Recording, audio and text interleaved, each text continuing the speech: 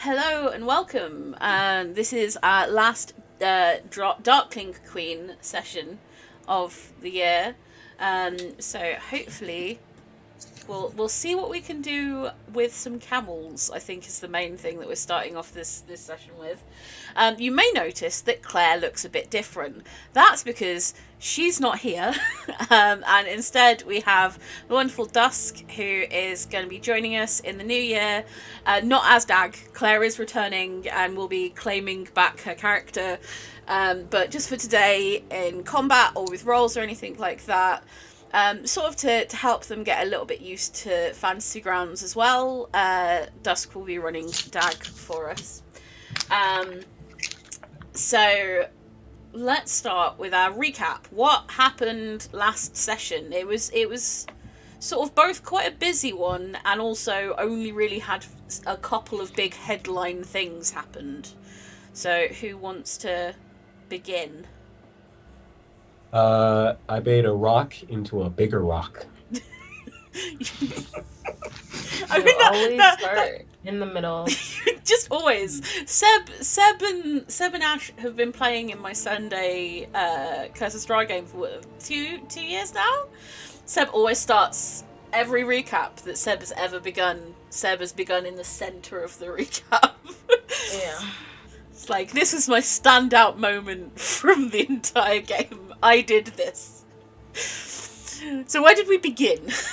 There was a lot of planning for the session because we knew that first thing we did is we cut off the head of the big creature, and then someone cut off the head of an imp as well, and we took both of those back to the contact at the spa and got paid. We then decided that it wasn't worth doing something else in the short amount of time we had left until the caravan would be moving. Caravan of the arms shipment that we were going to waylay. And as such, we spent some time planning. I believe some people went and played some games first, actually. Yes, there were some. There were some. I spent some time trying to find games that I could run with my limited brain cells. So we did. I think there was darts. I think there was basically a roll-off game, and there was some chess that people partook in.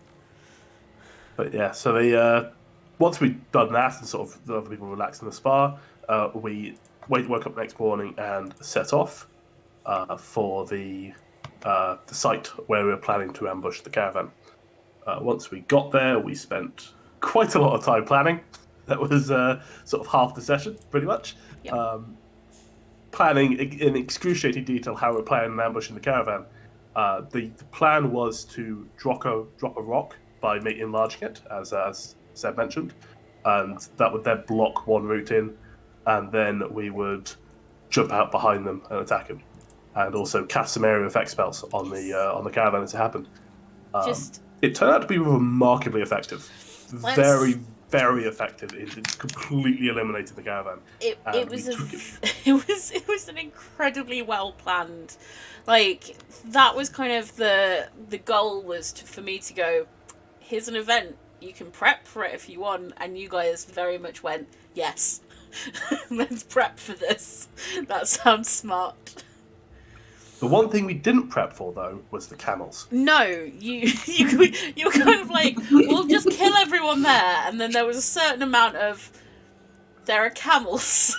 I think at we did first kill some camels as well. Like, we killed all the camels that didn't matter, and we killed all the ones that were being ridden, and we didn't kill the ones carrying the cart. You killed the ones that would be, and I don't think this was even necessarily planned. This was just which camels failed certain saves as well, because there were two camels that were being ridden by the kind of leaders of the caravan that died almost instantly, and then there were three other camels that were pulling carts that all survived and nearly killed one of their allies in a panicked fleeing. And then you had I think one enemy left to kill, and there was suddenly, I have a feeling it was Seb, because most things are, someone decided to terrify the camels into stopping. No, it was. The That camels was were running me. anyway. The camels were running anyway. Yes. They were all trying to escape just forward because they just Yes. didn't covered with snow. I believe the terrifying was Z, which Yes. none of us know about apart from Z. But the No. I think what Kate's talking about it is was, when Pip attacked a camel. oh in yeah, revenge for- after it hit her, yes, that was. It was like just piling through, and it knocked over one of the enemies, and then it came and knocked over you a little bit, and you were like, "I'm not having this. Fuck you, camel." Yeah, Z didn't Very terrify vengeance-y. What? I need to check Did what your terrify oath the is. camel. There's a camel in front that you Yeah, I know, terrified but the phantasmal it's- thing, and there's a it's not camel behind terrified. it. It just knows that there's a gate there, but it's not Oh, scared right, of the okay, gate. right. The gate's not scary. It's just a gate. I thought it was called like phantasmal Yeah. something. It's for Phantasmal Force. Mm-hmm. The- That's what Right, it is. okay. But it's not get a scared. very- It just knows there's a No, gate no, there. no. Yeah. And it'll interact with the gate as if it's really a gate. It can like feel it Yeah. and things like that. So there's That's one why it's side of the called- camels is going to hit a pile up because of that, and then the other one is That was Is yeah, a but threat. then we. Well, they're not even gonna get to the gate because I think Seb casted web. I believe that stopped them in their tracks. Seb cast it on the gate, on the gap. Oh, okay. So when they get to the gate, they'll get stuck, but they're gonna stop before the gate anyway because of the gate. Well, there was a gap between the gate because it's 10-foot square. There's Between a the gap boulder and between the- the gate and the boulder that you put the gate up against. So he put web in that middle section. Let me bring up the map. Oh, okay. He doesn't know the gate's there. Yeah, he doesn't No. know the gate's there. Oh, Only the he's camel put knows it it. on the exact same spot Yeah, that he the just gate put was it on placed the spot of the gate because nobody else can see it besides the camel. I think even Z can't see it. I'm not sure. I'm not sure exactly how. There's It's a in gap the mind below the of boulder. the camel. It's in the mind of the camel. Yeah, so only the camel could see the gate, but Z knows that the camel sees the gate. So- So It's like there's an that's imaginary what- gate that Yes, there's an Z imaginary gate. imagined that Z Yes. can no longer see, that only the camel can see. And Z Right. knows that the cat. Yes, but the point is that the web isn't like avoiding the gate because know the gate it's is sort there. of so there's.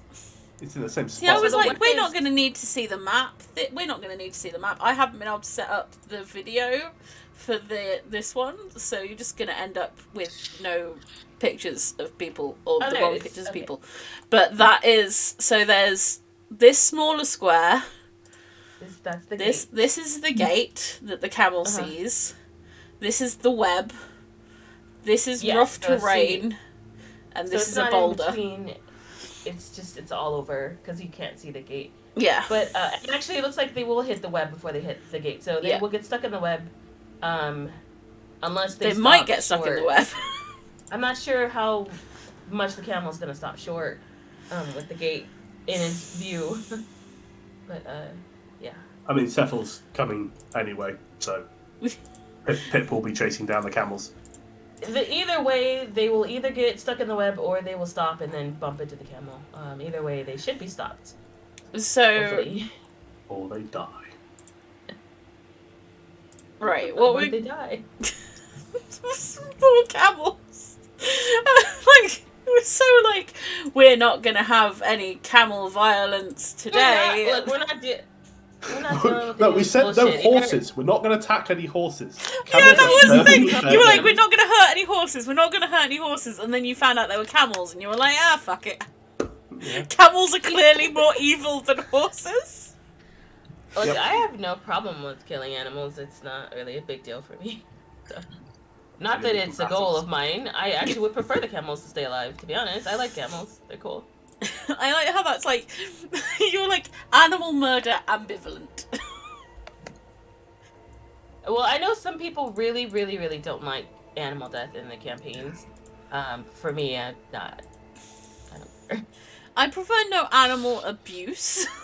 Yeah. Yeah, You know, It's- animals die. You know, it just happens. So, up first would have been Lilth.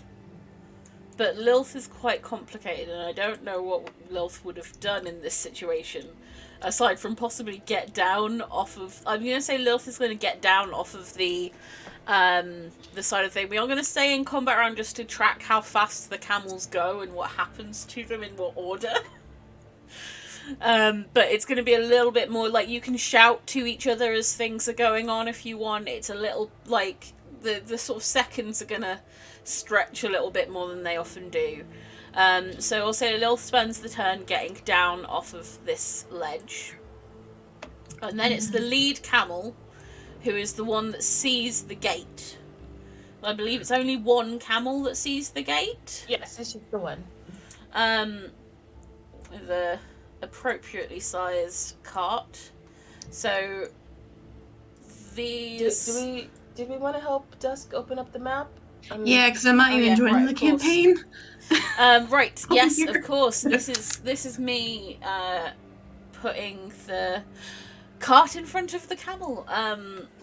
So you want to search for... I'm going to message you the stuff that you need.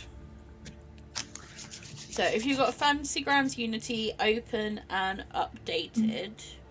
Yep. Then you'll want to look for... I've sent you my username. So you want to put that in the like search box for the GM name for joining campaign, and then let me send you the password.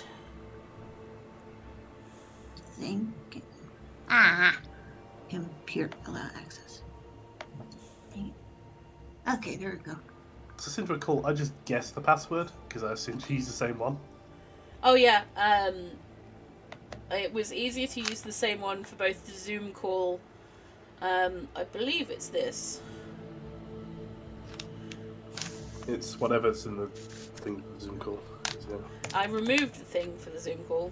Oh, you did, right. Because we're not using Zoom anymore. I'm sure I put it somewhere else, though. I might be wrong. It's loading. Wonderful. This does seem nicer than Roll20, honestly. It does. It is telling me that you're joining. And then the map that you'll want to open when you do join, and I'll just open up characters. So when you get in, a little character selection pop-up will appear. And you just want to click on DAG. There's a pop-out thing. Try and get to do a pop-out so I can have both screens up. Okay, confusion. And the map you get to by on the right-hand side of the screen, there's tool, library, player, campaign, and character. You want to go to campaign, images, and then it should just come up. There aren't many images that are shared in. You have to uncategorized. Sort to There's more than one.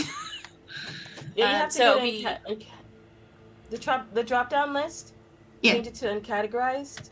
And the map is called Ambush Caravan. Okay. So you should be able to see what's going on. Slowly. If he has the does he have control of DAG? Because Yes. otherwise he won't be able to see. Okay, I was gonna say because you can only see if you have like a character on the map. Yes. Otherwise, it's just gonna be black. But I think that's all good for now. So the camels. I'm going to change the audio slightly. There it goes. Now it's loaded. I keep feeling I'm good at these. So the first camel is going to start running, and is going to try and get in between the gate. How is that camel going to fit in between? In that? It's trying. But it does need to make a dex save against the web, I presume, or is it strength? What is it? Seb? Button? Web. Okay. Web. I think it's a dex save, so I think I have a 15. No, wait. It says 15. Yeah, 15 dex. So, do you want me to target the specific camel for you? There you go. You gonna make it roll? Yep.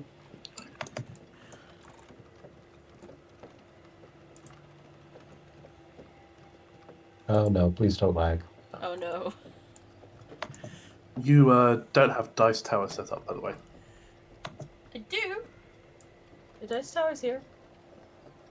Oh, I can't see anything. I can't see anything in it, personally.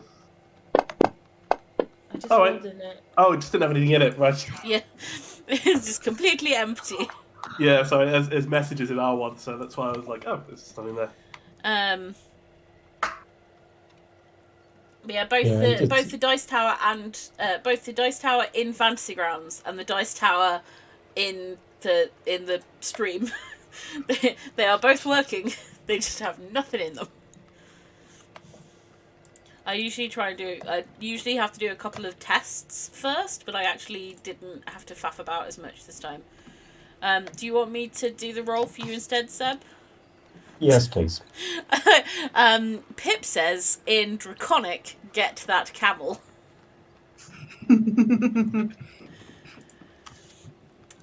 So it's a dex save. That is, they rolled a 3 that totals a 2. So the camel is stuck there. I didn't think the camel would even try to get there, because it's a 10-foot. What? Isn't it too big for that gap? That It's 5 foot? panicking. Okay.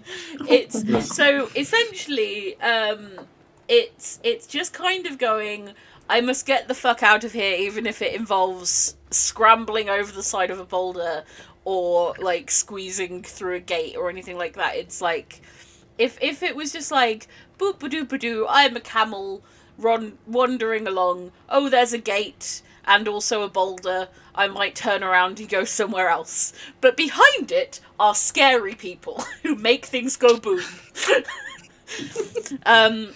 So they're not currently thinking quite as logically as a camel may often do. That was something you missed from last session. We had the camel facts. Yeah, camel. We had camel facts, which is that they're actually very good at walking on snow and they like snow apparently. So I was entirely Certain Well, types of camels, not Certain types of camels are well acclimated to Arctic environments. They are it's cute. Bactrian ones mainly, I think, rather than dromedaries. So this one is also going to try and squeeze up past because it doesn't see a gate. I'm gonna upload my camel videos from earlier this year. So I will make I'll make another. This one will make a save against some web. Why is that cart so small? Because it resets. Essentially, if you resize a token by you can resize your tokens, so you spin around or you move which way direction you're facing by holding shift and rolling your mouse, and you can change the size of tokens by holding down control and rolling your mouse, so you can end up with a really big cart or a really tiny cart or a giant Pip. That's how you keep making Cephal bigger. Okay. Yes. Although I could change Cephal in Cephal's like actual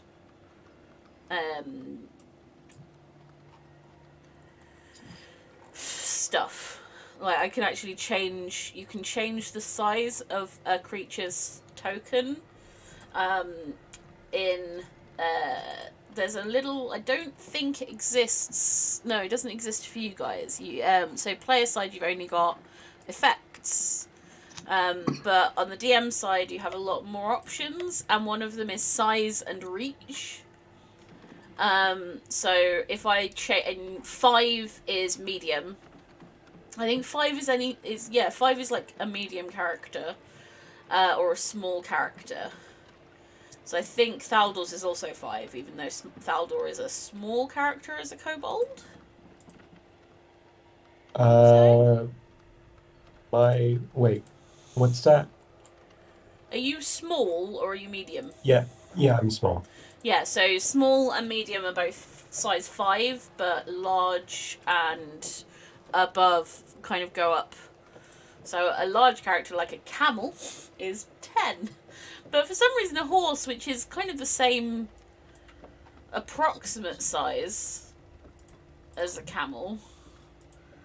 Oh, he's actually also a 10, but for some reason is coming out as a small. So I need to make Cephal big. But yes, so that one also failed. That camel also failed its deck save. So these two camels are both stuck and have basically plugged the hole. So the third camel cannot get through. Thaldor, what do you want to do? I'm just watching this. I mean, I'm a small little kobold. I'm not gonna be able to physically stop them. I've done my part. You gunked them up. Mm-hmm. So shall I pass your turn for you because you're struggling with Fantasy Yes, Grounds? It Okay. has only just loaded the map. Oh no. Z, what would you like to do? Start heading this way. Let's see, what is my speed in my 30? Every time I have a new character, I have to. Let's see. 10, 15, 20. What's Dag's speed currently? So I remember someone did something to Dag. Dag has a potion that makes them go 10 feet faster, and as it turns out, could also go 10 feet faster anyway. Yes. So they're super fast. 25, Yeah. Oh, So Dag faster speed than like got Dag's got like unarmored movement or something like that, or angry movement. I don't know, something that barbarians get. I think 3rd level or something like that. So Dag went from normally doing 30 to normally doing 40, and then was given a potion that lets him go 10 feet more per turn For an hour. for which is an hour. Quite a long time. So Dag is now Dag is this big, strong barbarian that can go at 90 miles an hour. Nice. I just double moved. I'm trying to get close to the camels, so I just double moved. This is the camel that you walloped, isn't it, Penelope? Yeah, the one that hit her. It's. I mean, did less damage. I didn't wallop it. The bells rang for it. For its demise. Oh yeah, it's sort of panicking now because it just heard bells and then got hurt. So I'm actually gonna. It's gonna continue sort of running in this direction. If it turned round, there would have been problems. Yeah, it's sort of goodness. panicked a bit. He doesn't know what to do. Aww, it's okay. Does Cephal get their own initiative, or are they on yours? They're on mine. Okay. Oh, well, they technically they get their own initiative when I'm not on them, but it's a lot more complicated to do it that way. We'll just So put you- them together. Yeah. Which means next up would be Raquel. Right. Raquel will cast Fly. To get past the log jam of. There's also some like stupid exploits you can do with like these sort of creatures when you get off them, because then they can go faster again and you get on. It's easier to have them go at the same time and avoids those exploits. Even being an issue. Fly has a speed of 60. So, yeah, I'm just gonna fly in the general direction of the front camels. Okay. So you're now hovering over one of the back camel. Well, yes. Unlikely to be able to Quick. stop it, This is particularly since I've used currently my action for Fly. So, what the situation looks like. one of the messier situations I've seen. Well, when I get over there, I should be able to calm them down. I'm very slow. There it goes. Treasure cord. So you just dinged, but I'm not sure what Dag would do in this situation. Does Dag have good animal handling? I think is probably the question. Also depends if Dag considers them hostile because they're currently raging. Tries. Where would that be at? So that's if you double click on the little token at the top that says Dag. Oh, I've got the sheet you've up. got the I sheet just don't know where to read it at. So it'll be on the skills tab. Oh yeah, no animal handling. I don't think that Dag would see them as a threat. Which means they probably drop their rage, I guess. Or... Yeah, but I don't know what. Like, Dag's not got animal handling. Fluffy animals. Dag's got his background of a soldier. We haven't really discussed a massive amount of Dag's background with Claire, but Dag understands the concept of mounts and creatures. So I think Dag would probably in this situation just kind of like encourage everyone else to deal with the camels. I don't think Dag would attack the camels. I think that seems illogical for Dag. Even for Dag, that seems illogical. Would Dag grab the back of the cart and make it stop going anyway? Dag could theoretically do that. Do you want to? So you can click on your token and move them up behind the cart. What? That's not the right thing. The little token it's next to the tentacle. The occasionally appearing tentacle. Trying to figure out the map controls still. The tentacle is probably friendly and also invulnerable. So now I can see it. killing it proved just futile. won't let me move. You can just click okay, and now I drag got it. and it should work. Okay, wait. But which camel? Probably the one closest to you is it's the one that's not stuck. Alright. So like think there looks good? Yeah, that'll be good. And then you'd want to go onto the main page.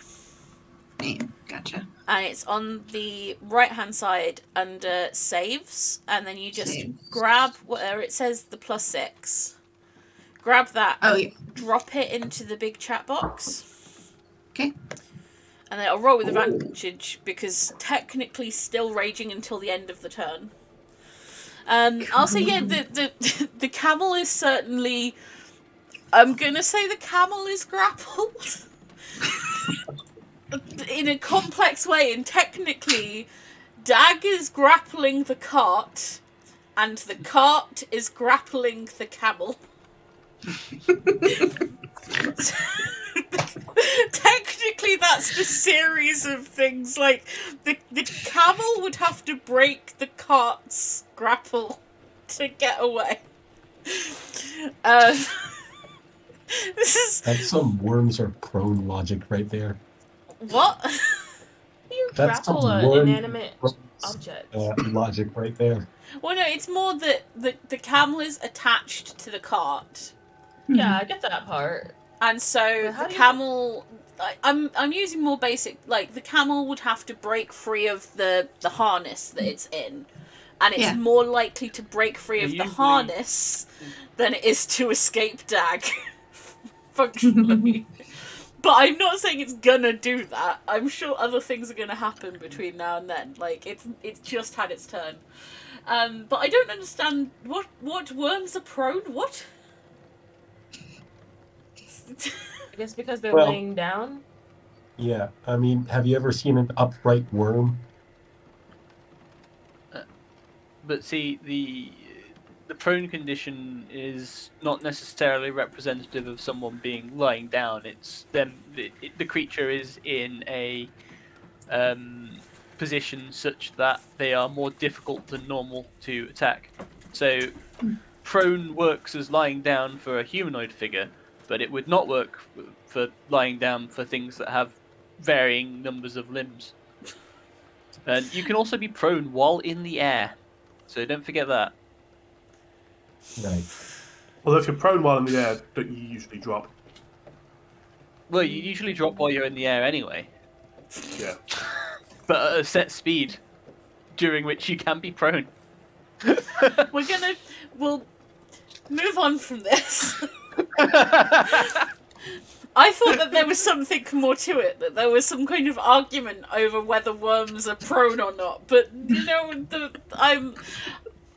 we'll move on. So to pass your turn, when you've finished your turn, there is up in the top right. There's the tool thing, and there are cross swords, and that's the combat tracker. And then in the bottom left of the combat tracker, there's an arrow pointing down. There we go. Yeah. You're a very, very fast learner. So, Pip, you are muted. What kind of violence? Cephal is going to arrive, I think, at this point, probably. That seems... The horse arrives! Yes. Probably not useful now, but is there. And would help you catch up the camels if they try to escape. Okay. Pip is not quite as, initially sort of reaction as before.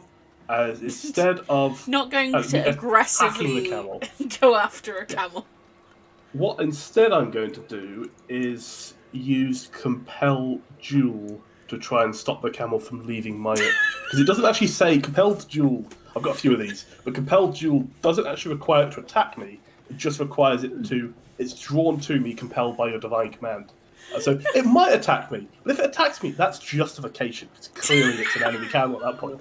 But she's going to use Compel Duel to keep it from leaving the area.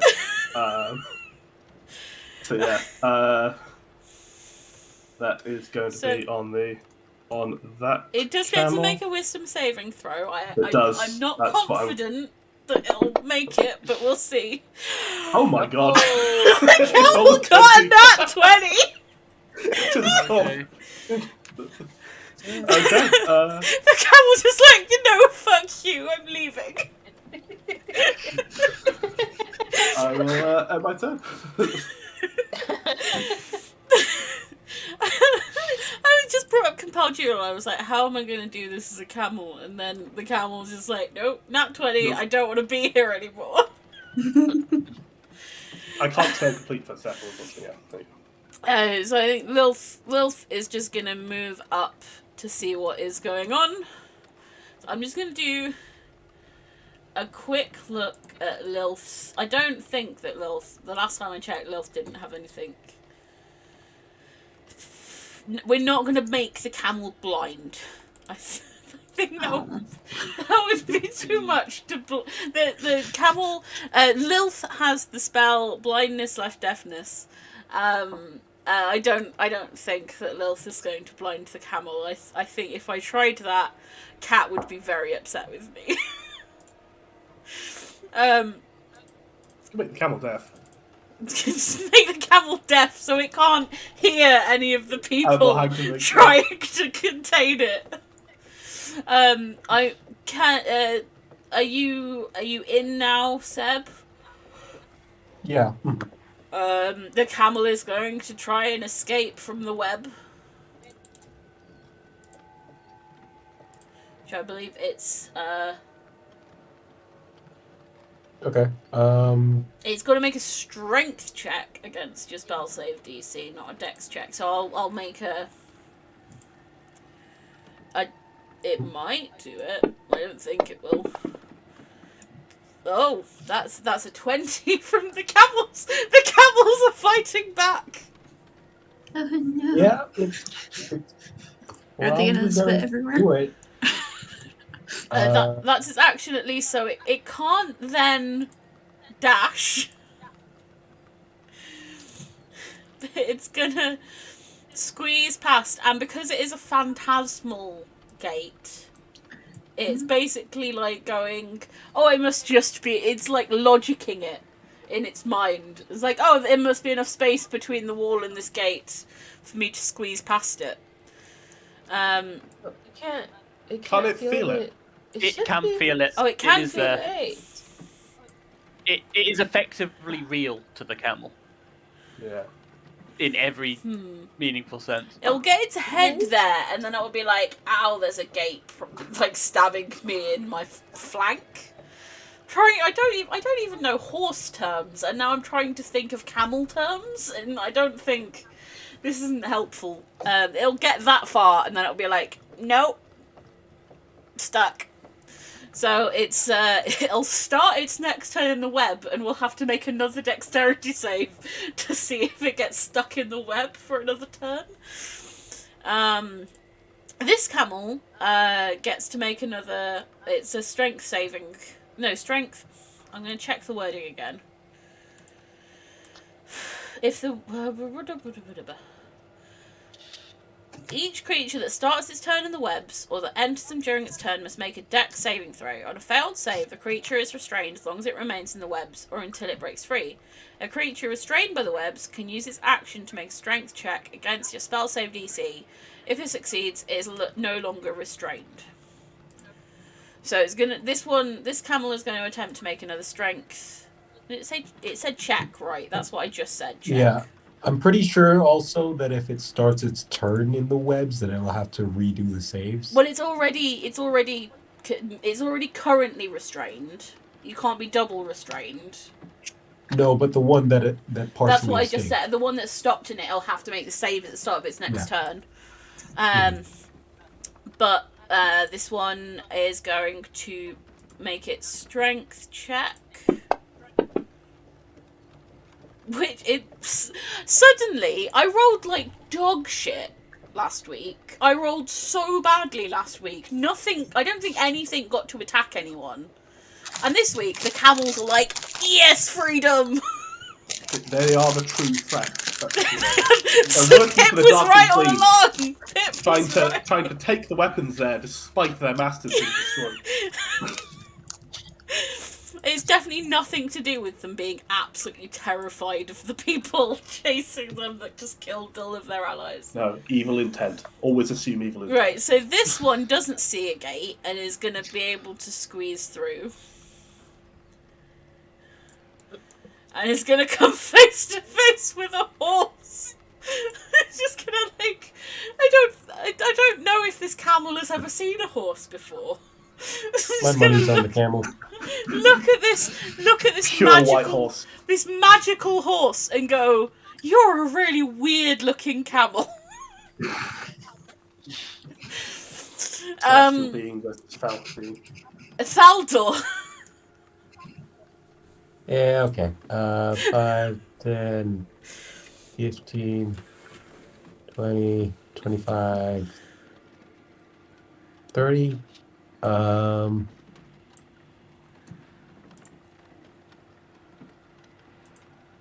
far away is that? That's 40 feet, so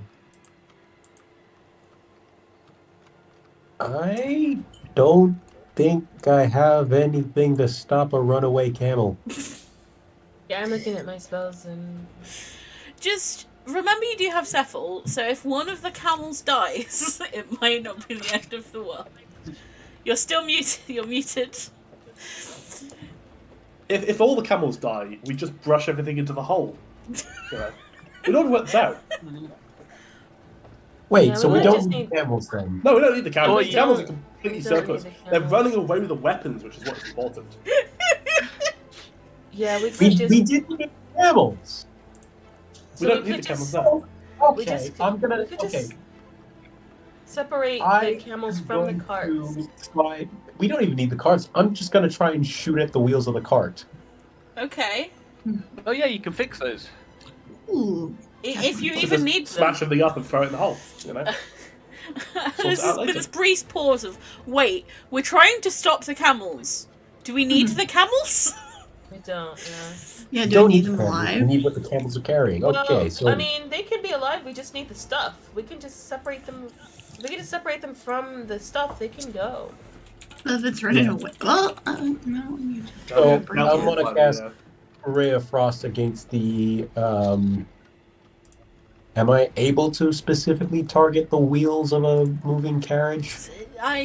In theory, if you try and target, there is a optional rule. I think it's something. It's like a cooled shot, and there is. I don't think it's an official optional rule, but it's like you take a. It's the same as like the increase in AC from cover, but it's like a decrease in what your a modifier that decreases your hit.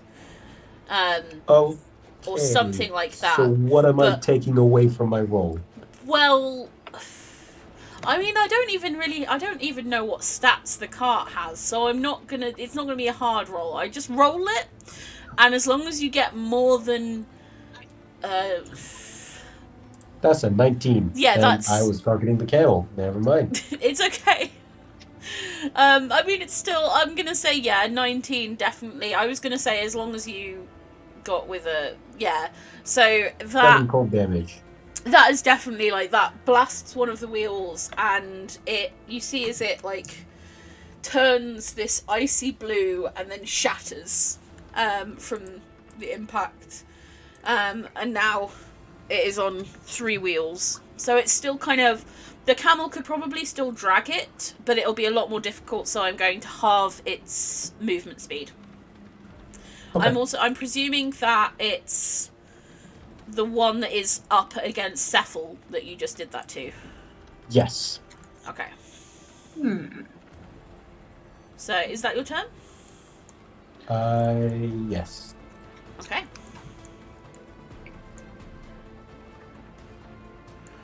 Z. You will have just seen what Faldor did. You've probably got the best view of the whole battlefield of everyone. Yeah, unfortunately, I don't have anything that can help with that. I don't have any blasty spells whatsoever. Just try to get closer still, I guess. 18, 15, 20, 25. Does it mean to understand you to have divine inspiration from you?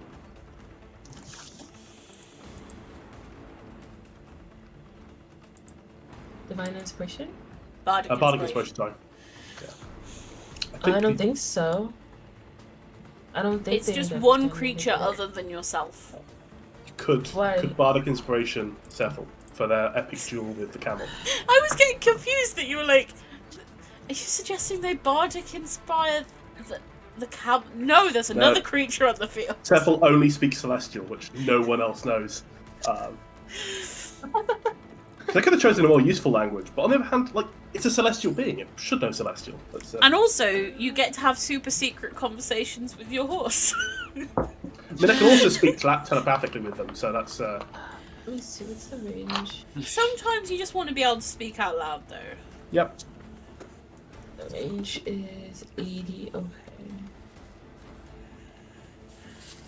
10, 15, 20, 30. Wait, what is Cephal gonna do? She can't speak to the camels. Bite the camel. What do you think?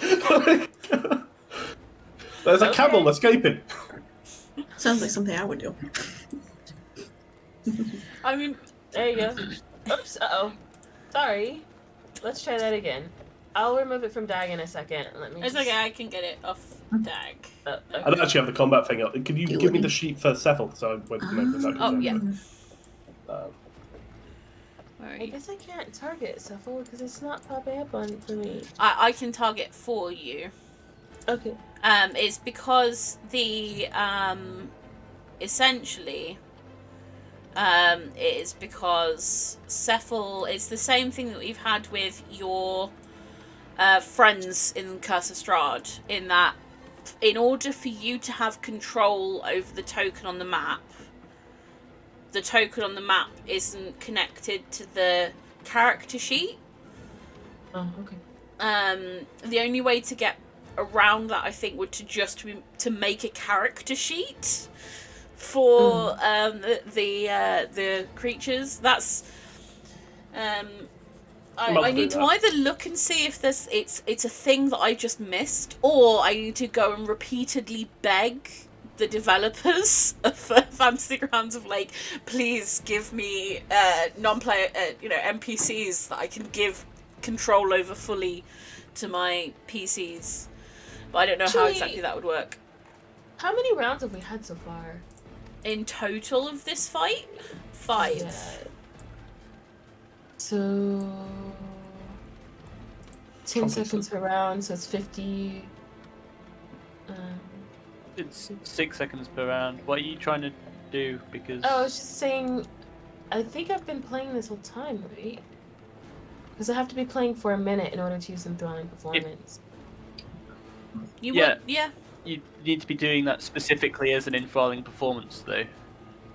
Like, Really? Let me have a look at the yeah, enthralling performance. this isn't just a. If you perform for at least 1 minute, you can attempt to inspire wonder in your Right. audience by singing, reciting a poem, or dancing. I see what you mean. I read it a different way, but I see what you mean. Yeah, I see it now. I would say it's not one of those things that you typically use in the middle of combat. It's something Oh yeah, that no, you I didn't know. use. I wasn't expecting this to continue to be combat for this long. Yeah. So But this is that's sort of why- this isn't No, I so get much it, I get it, combat yeah. as it is like I don't Yeah. we want to Things are happening track quickly. things, yeah. Right. I This get it. okay. Can you roll me Pip? Because horses don't have intimidation scores. Can you roll me a charisma check on Cephal? And I will roll an insight check on the camel, which is a wisdom check. So that's, I mean, you don't have to roll high for your charisma check for Cephal to intimidate. Oh dear. You can use your bardic performance for this, right? Cephal You're, can, if Cephal wants to, Cephal can use the bardic inspiration. How much is the bardic Yeah, inspiration? Is it D8? It's yes, it's D8. Uh-huh. That's probably worth it. Yeah. I'll roll the bardic inspiration. No. Wow. What are your rolls, man?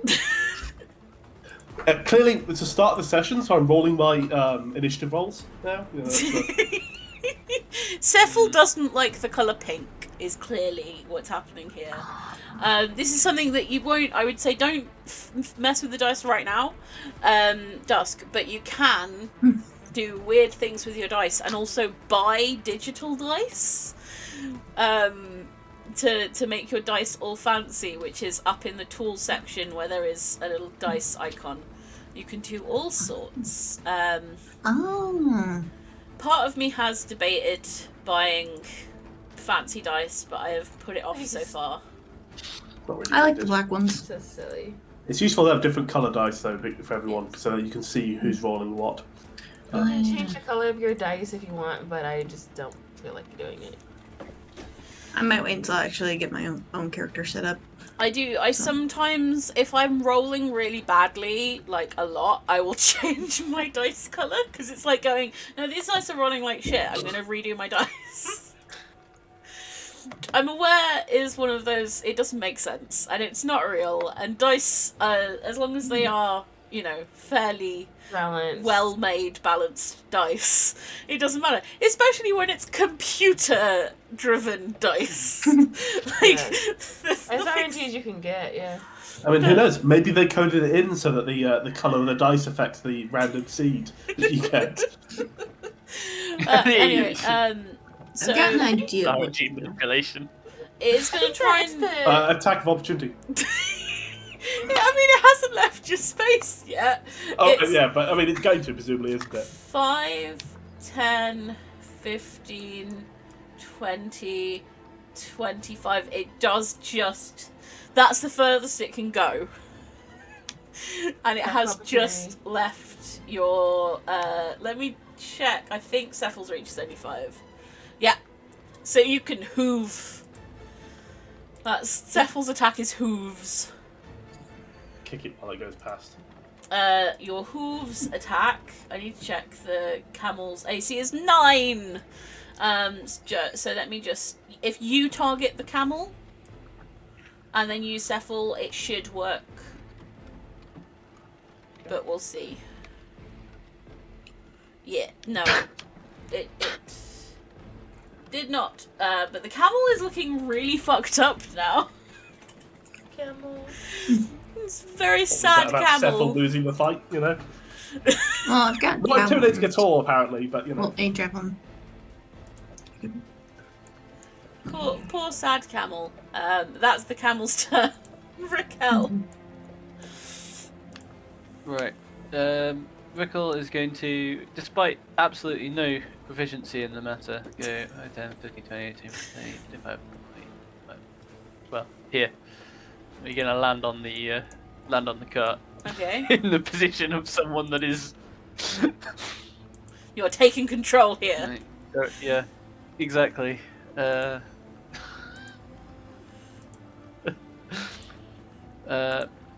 yeah.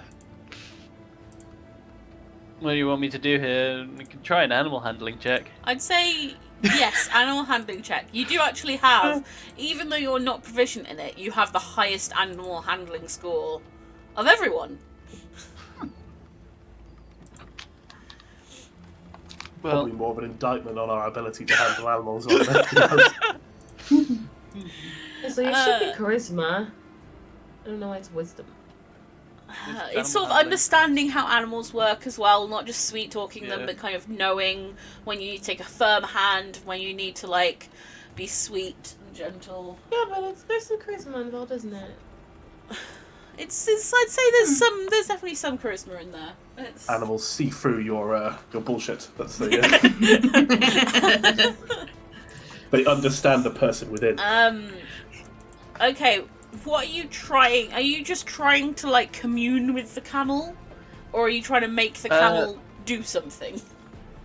I was trying to make it stop more than anything. Effectively, that is the best way to take control of this. So with an 8, it doesn't seem to.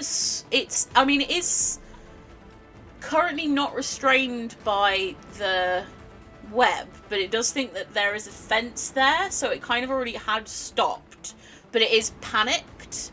I'm going to say with an 8, you haven't calmed it down fully, but it's not, it's kind of like, I'm not being attacked.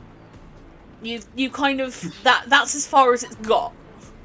Like, you can tell it's not happy with anything that has been going on for the last minute, but it's not. Understandable. It's not actively going. Somebody's trying to kill me. It's kind of it's tense and it's still kind of panicky, but it's a little calmer. You've kind of knocked it down from a 12 to a 10. So yeah, it is stopped still, and it's stopped kind of straining to try and push through this gap. You want to try and do anything else, or is that your turn? That animal handling check That's would have my been an turn. action. So the tentacle gonna wait. do anything? It's just going to go up here because Just why not? hang out. No one's watching it, so it's going to move around. This is something that you might pick up. Raquel, every time, or almost every time Raquel gets in a fight, the tentacle turns up. And Raquel doesn't know what it is, or what it does, or why it's there. Me and Jay do. But Raquel, the character, doesn't. Pip has tried to attack it before. Because Pip was like, what the fuck, there's a tentacle, and walloped it until it disappeared. Rickle said and Pip Yeah. saw it as the only remaining enemy still alive, and then tried to hit it until it faded away. So it was solid 2 minutes or something. It was literally like a full minute of Pip just walloping it, and it just not doing anything. Spell after spell as well. Actually, it was just doing nothing. It did not work. And so Pip has figured out at least that it's following Rickle. She's pretty certain. It seems relatively benevolent, as it's never done anything to harm the party before. It also keeps attacking the things that Rickle attacks. Yes. Which is what, So it seems to be a benevolent mystery tentacle. Is that your full turn then? Is the tentacle done with its wiggling about? Hit the down button. Oh yeah, sorry, I forgot. It's 'Cause okay. It doesn't feel like a combat. No, I understand. We're sort of it's more just to because camels can go fucking fast. Like, Yes, they can. they can go. It's 50 feet a turn. So if they're but then I'm halving that because they're pulling the carts. So they're basically taking the dash action every turn. So they still have their 50 feet of movement. But then because what? Zephyl goes 60 feet. Yeah. So yeah, Zephyl would outpace them. Is what I guess that's a confirmation of that. So Rickle right now. because of the I'm fly spell. I'm presuming that Dag is just continuing to hold on. Oh, I had an idea of what to do. Okay. Yeah, since Dag has a javelin, Okay. and there's wheels, This is yeah. it Okay. could probably work to try to stop the cart, maybe. Well, a cart. You can also just hit it with your sword. Oh, yeah. I think You're yeah, fast enough it's to it's a walk really up to it and smart hit- idea. Dag isn't that smart. I think that's the only it's the only problem. Like, if it was possibly any other member of the party, literally Yeah. any other member of the party, I don't think Claire would be too upset for us to say. That's probably would not have occurred to Dag. Dag is but- smarter than Zephyl, at the very least. Although Zephyl is apparently wiser than Pip. Probably quite a few members of the party. This is a very wise horse. Very wise horse, yes. I mean, now I'm going to look at the I have access to the party sheet in which it shows Also the second me. strongest creature, which after Dag. Yeah, I think. it's Dag. Dropped his prize, it's a big the horse. third. So it's Dag in terms of player characters. Dag, Pep. Z is the third strongest player character. The Bard. Could just break the wheel. So yeah, so I'll say make you're no longer raging now, but make just an attack roll with. I'll take that off. No bardic inspiration for you. No, that was a bardic inspiration from the last session. Oh. Yeah. Oh, okay, I'll give it back. I removed the other one.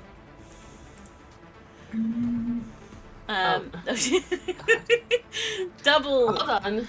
It's okay. I'll fix it. Okay. So you probably want to go with the infused great axe. You don't need to target anything, but my plan. So, I think Dusk has a bit of an idea of what character, but that's kind of where we're playing with this session to go have some fun with the barbarian because they're kind of nice and simple, and it's just a lot of smashing. It's things. not a class I'd go for because I've looked at it before and it just didn't fit me. But which button do I push, by the way? So to attack. Do I just hit the dice one? So yeah, so the dice one is you can either double click or click and drag into the chat box, and that's the hit. Which is a very hit. And then to do the damage, you do the same where it says 1d12 plus 4. Oh, okay. So this is more that. I think I hit the wrong one, anyways. Wait, no, I didn't. Okay, there we go. Yeah. So you pretty much destroyed one of the wheels. So this one is very slowed, so its speed has been basically halved again, so it can only go 25 feet per round, even if it's dashing, or if it dashes. But yeah, the idea of kind of, instead of handing you Kat's character to kind of run during this bit, I thought, we'll give you the really simple character, because it won't, not because you don't know the rules or anything, but more so you can get to grips with Fantasy Grounds, because Fantasy Grounds can be a little bit pernickety when you're new. And I didn't want to go, here, have all of the buttons to press. Because that can be a little bit much, your first experience of it. But you do have another attack if you want to go for another wheel. That would be a very good idea, yes. Which I would probably say a second wheel will probably... I will say it can go a maximum of 10 feet in a round, dragging that thing, and that's only if it's really panicking, which it might be, because there's a dragonborn smashing things right behind it. But yeah, you basically do the same thing again. Like that. Yeah.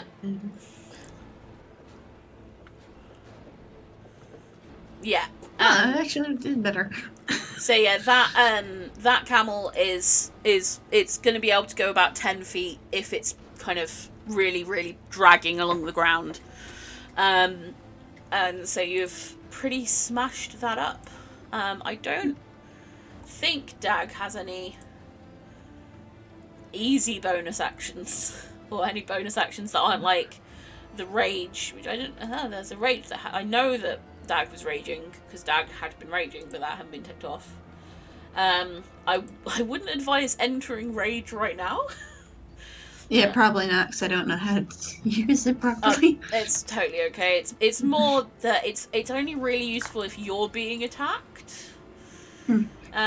It's one of its biggest benefits is that all physical, all slashing and bludgeoning and piercing damage is halved. But the camels are kind of too scared to hit you right now. So that is probably all you're going to be able to do this turn. Okay. Pip. You're muted. You've been very aggressive with the mute button this session. Yeah, I keep coughing. Oh. As discussed, I am sick, and so is some other people. Ash is also sick. Although yeah. Ash, you sound better than you did when we first got on the call. Oh, do I? A bit, yes. But yeah, I'm. But Kat is also away. Kat is also off with COVID. I think Claire is off doing something more pleasant than being ill. So, yeah. I think she's working, right? I can't remember. Hopefully. Oh, I think last session I think Claire said that things had been fixed with work things. Oh. Which is good. So yeah, I'm just. What violence are you going to enact upon the camel now? I can't, unfortunately. So she's just going to try and. Unfortunately, I can't be violent to the camel.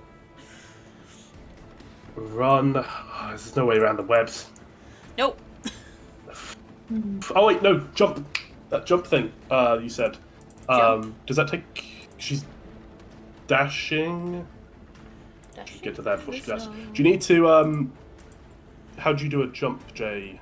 Running jump. It's a long jump, isn't it? Let me quickly check. Yeah. Because you mentioned that in a previous session. Yes. 25 feet without a pole or anything? Not 25 feet. Well, it depends if I can do the act. Depends if I can do it while as movement or if it has to be an action. Equal to your strength score if you've moved at least 10 feet on foot. Yeah. So your strength score is 14. So you could get, on a running jump, you could get 3 squares into the web. Yeah, that's what I was saying. Yeah, it's not the best. You would need like a pole in order to get over the web. To vault. I think is what they call it. Pole vault? Yeah, pole vault.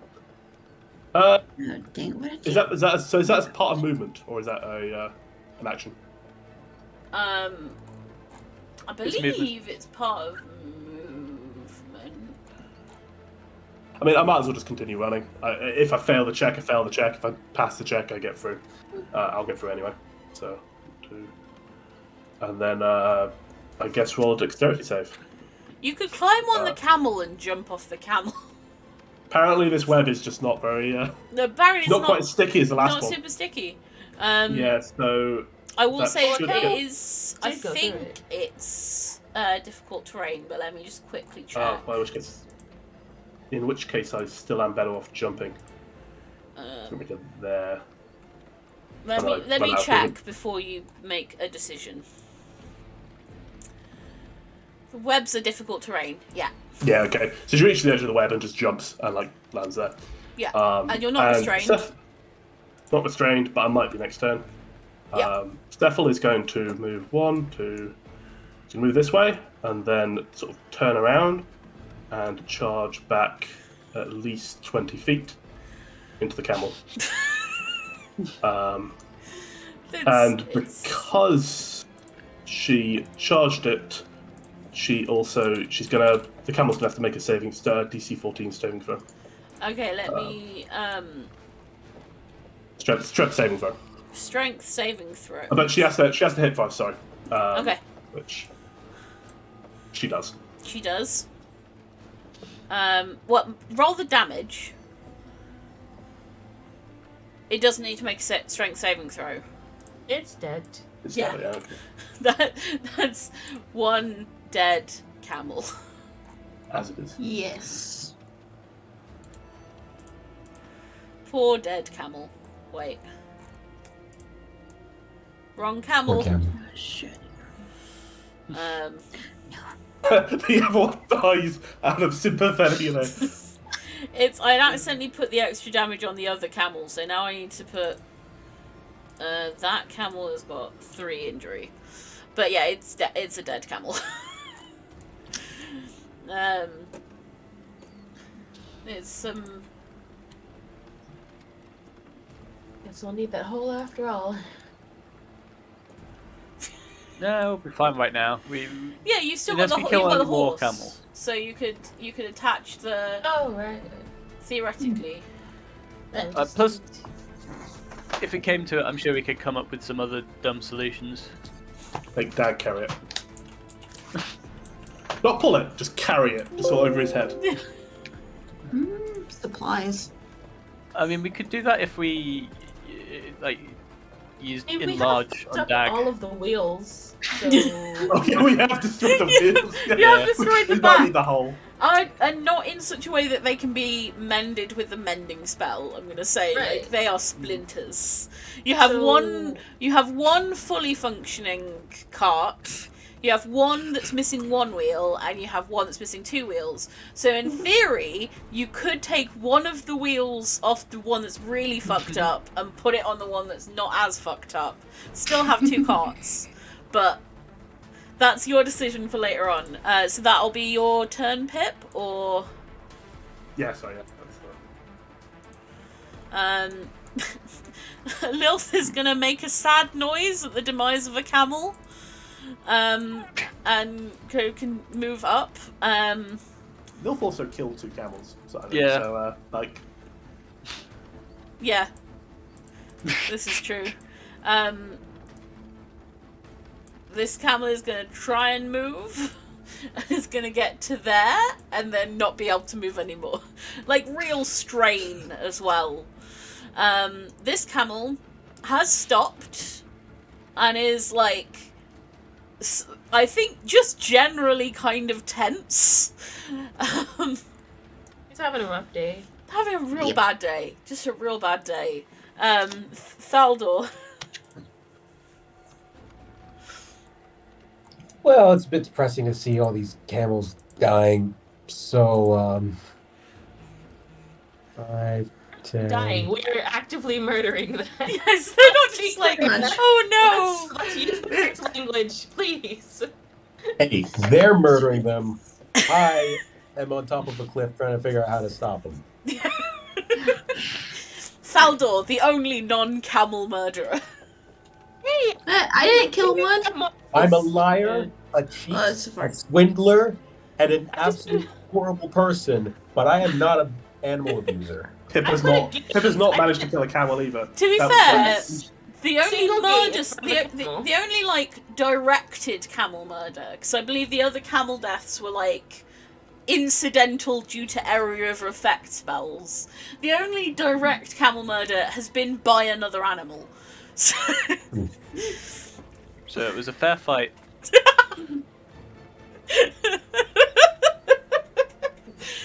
so now I'm pretty it's sure okay. I made my horse kill a camel. Still counts as animal abuse. Yeah, you And could kill it. It's an intelligent being, intelligent 6, but still, intelligent being.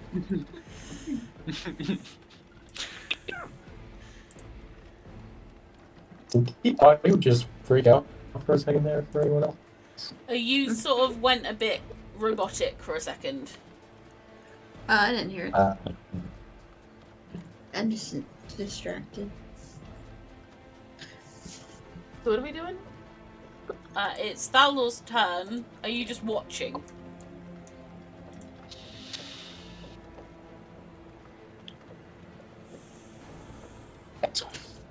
Okay. Well. How do I get down? I will say you can either spend your turn getting down, or as part of your action, part of your move action, you can make an athletics check, and I'll let you get down if you roll high enough. It's up Yeah, to I'll you. break my neck if I try that. I have a +1. It's not gonna go well. Alright, I'll just spend my action getting down. Sure. Not in that cactus, though. No, Oh, not in the web either. Climb directly down onto a cactus. You can get, either side of the web. It's up to you. There. Okay, yeah, we're there already. That's Okay. Raquel. Okay, I'm gonna keep trying to calm this camel down.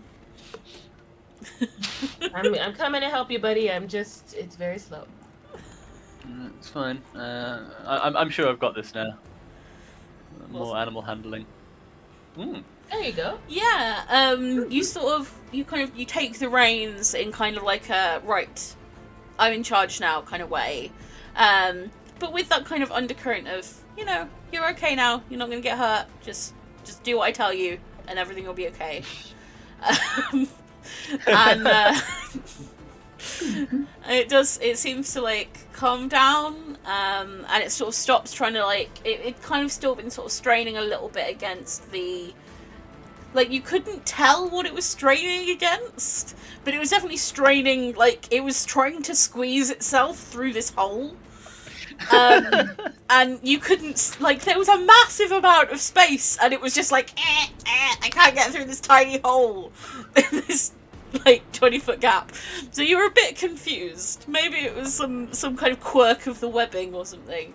But it does sort of stops straining, and it kind of settles back down, and just kind of waits. So it does seem to have worked. Do you want to do anything as a bonus action? Oh, but the tentacle can move a little bit. just move around in people's eye line because it's funny. It's just, I'm still here! Yeah. Okay. Dag, do you want to continue destroying the cart? Given that there would only be maybe 2 useful cards, probably not. Okay. But the camel itself. No, right. You said Dag's not that smart. I mean, Dag, I'm trying to think It's, things that Dag could do. Dag could think, if I could just lift the camel up. Damn. Ow. Just It would deadlift confuse the the hell out camel. of the camel, but it'll get it out of the way. I wouldn't do that. Of course, Pick up the camel. Just straight pick up the camel. How do I do that? Or do I distract from the strength? Yeah, Or- strength check. I would not want to be someone holding a flailing camel. That is Ah, crud. You grab one of its legs, You're just like you've kind of moved around and you're holding onto a camel's leg. We'll say it's sort of turned more into a grapple check. So we'll see. I'll roll for the camel.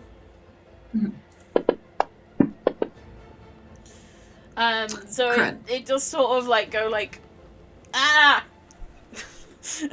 It doesn't cause any damage, but it doesn't seem. Essentially, Raquel is like calming the other camel, and you are doing the opposite to this camel. Like, this camel is actively becoming more panicked and being like, "What's going on? What the fuck? Someone just grabbed me! Ah!" Why didn't I think about knocking it out?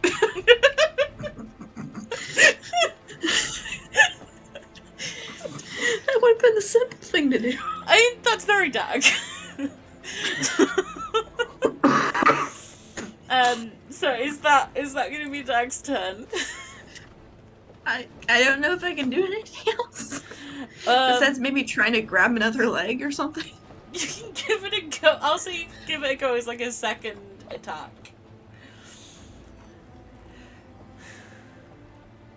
Oh my goodness. Okay, let me opposing grapple. Whoa! This camel's just like, no! Why have the camels gotten more 20s than we've rolled in the past month? Clearly I need to use camels more in combat, and maybe I might do some actual damage to you all. Okay, so is that your turn, Jack? I guess so, because I was trying to throw it off balance, maybe make it fall or something. So I guess the deck save. See if I can go anywhere. Yeah. And otherwise, that camel looks like it's attacking Dag. No, I've got the deck save. So I'm continuing to move forward to go towards Cephal. Dag has got it. It's just a camel. I mean, I'll just basically regroup with Cephal, I think. Yeah. Okay. Seeming like it's about top action to hop on. Or, but yeah. Okay. Pep's just slinging on top of Cephal. Okay. And yeah, it's going to watch the camel. That is, she's leaving it for the moment, but that is the camel that attacked her. So, you know, if it attacks Dag, it's just, you know, it's digging its grave. Oh my goodness. These poor camels. Lilith's just gonna continue. I mean, what? Lilith might try it and come over. I'm gonna pop Dag up there. Lilith is gonna attempt to animal handling. Okay. Hey. Yeah. Lilith just kind of tries to like calm. Like Lilith has some experience with camels. Like Lilith has lived here her whole life, so it might be a little bit easier. So she just kind of goes up to it and just sort of pets it on the head and is like gentle with it. And it seems to be like, okay, maybe this was just like that, like the time I got a weird foot infection.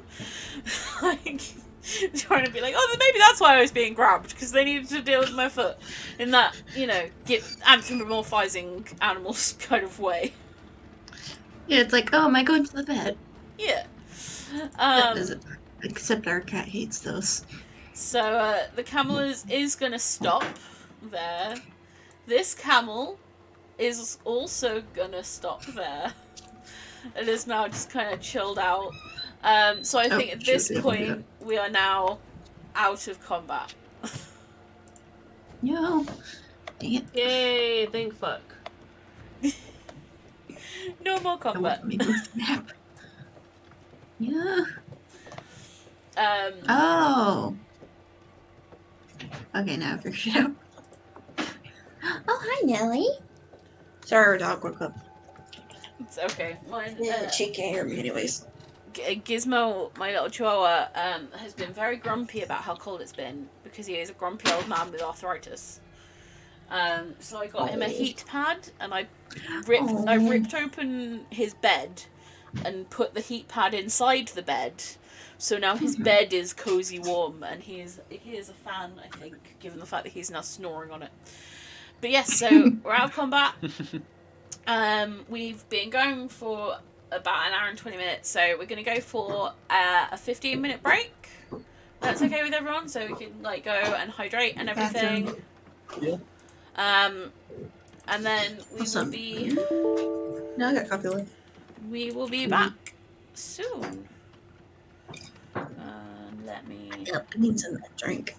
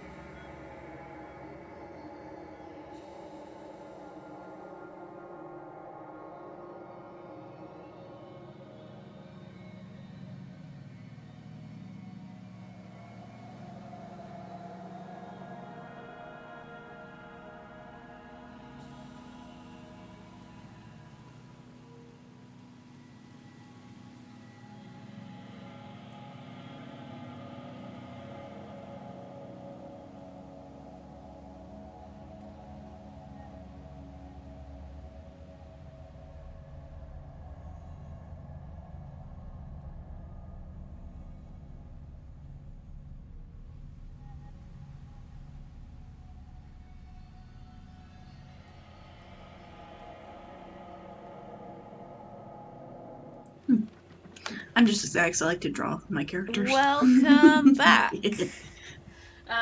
So the party has managed to finally managed to calm the camels, who rolled more natural 20s in like 3 rounds than I have ever in entire combat, which is kind of annoying. But yes, the camels have been calmed down and or killed. So what do you want to do now?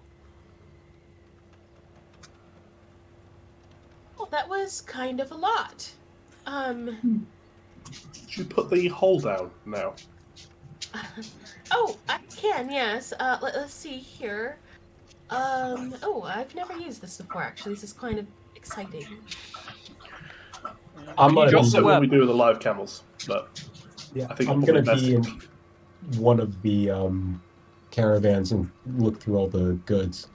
Mm-hmm. probably best to get this cleaned up in case someone else comes along the same route. Let's see here. 10 feet by 10 feet. I mean, looking around,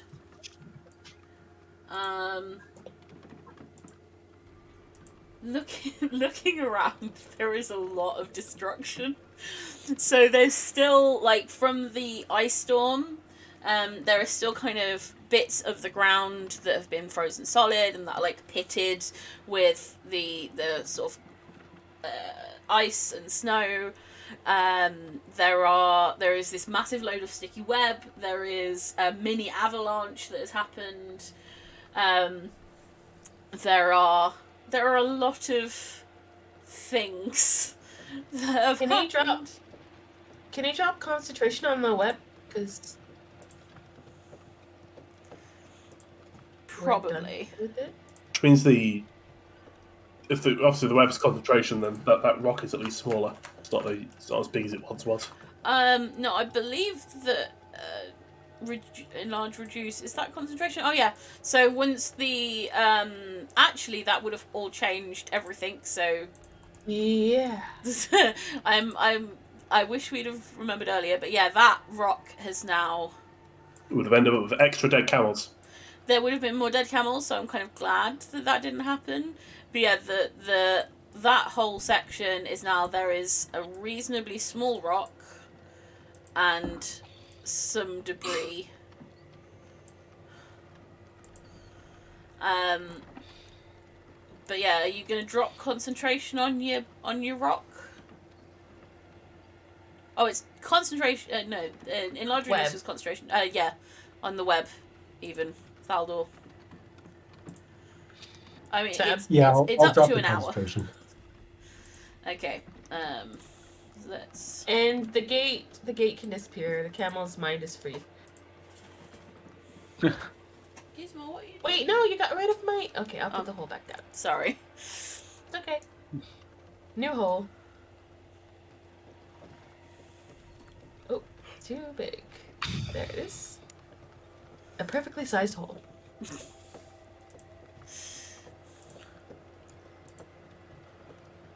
So, are we putting the carts in here, or? Oh, it's a circular sheet, 6 feet in diameter.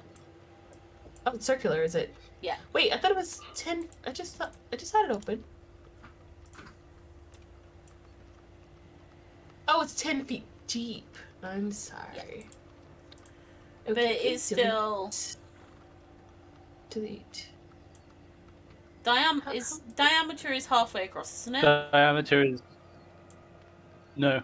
No, It's the full way Diameter is the across. whole thing. Radius is halfway. Okay. So this is called. Cade is really, really bad at everything to do with maths. There we go. Got it. It's gone. And I frequently rely on Jay when Jay is available to do maths for me. This is only 5 feet though. It's supposed to be 6. Well, yeah, it's okay. There isn't a 6. I've made it the large 5. Okay.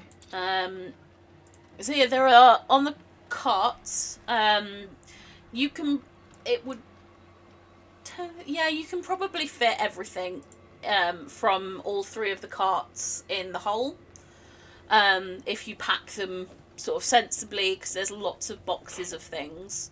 Valdor, we only need the one though, because the other 2 are being pulled by controllable. No, we animals. might as well empty all of them. So the one that's got a camel attached to it still had 2 back wheels completely destroyed. So you would have to take one of the wheels off the one that was like had 2 destroyed wheels, and put it on the one attached to a dead camel, and put a live camel on the cart being pulled by the dead camel. So we'll empty the carts and then Dutch the cart somewhere. Well, Okay. to be honest, if we can bring a cart, I think we should. You Simply can, because we get more value out of it that way. with a little In which bit. case, Then we have carts. we could always upgrade. fill the body up, put the bodies in there, and then take them out somewhere else. If they're not. Well, You can put all of you can put all the bodies in the hole, for sure. I would Wait, say. why are we? we don't Why? need that. We can. If we put all of the bodies somewhere, then the Naparabos will get it eventually. Yeah, but it'd be a pain to try and get them over the canyon walls. Somewhere that's not, if anyone's riding this route, it'll be very obvious that something happened, and then obviously That's they'll find true. the bodies. So if we could move the bodies Yes. out of the way, at least they don't know, and like kind of scuff up the ice damage a bit, make it a bit less Yeah. obvious at least.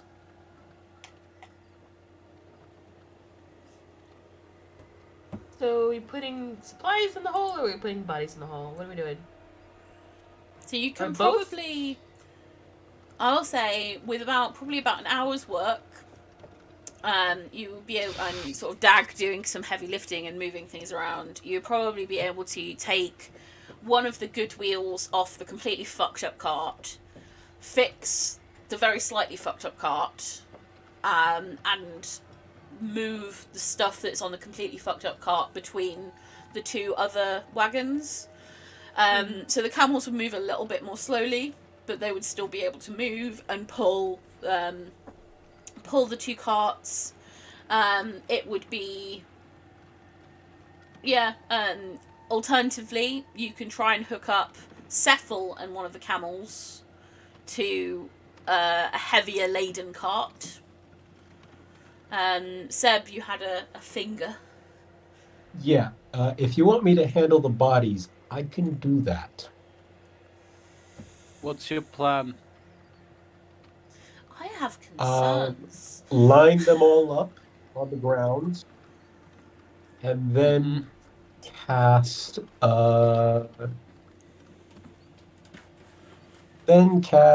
Where's the spell?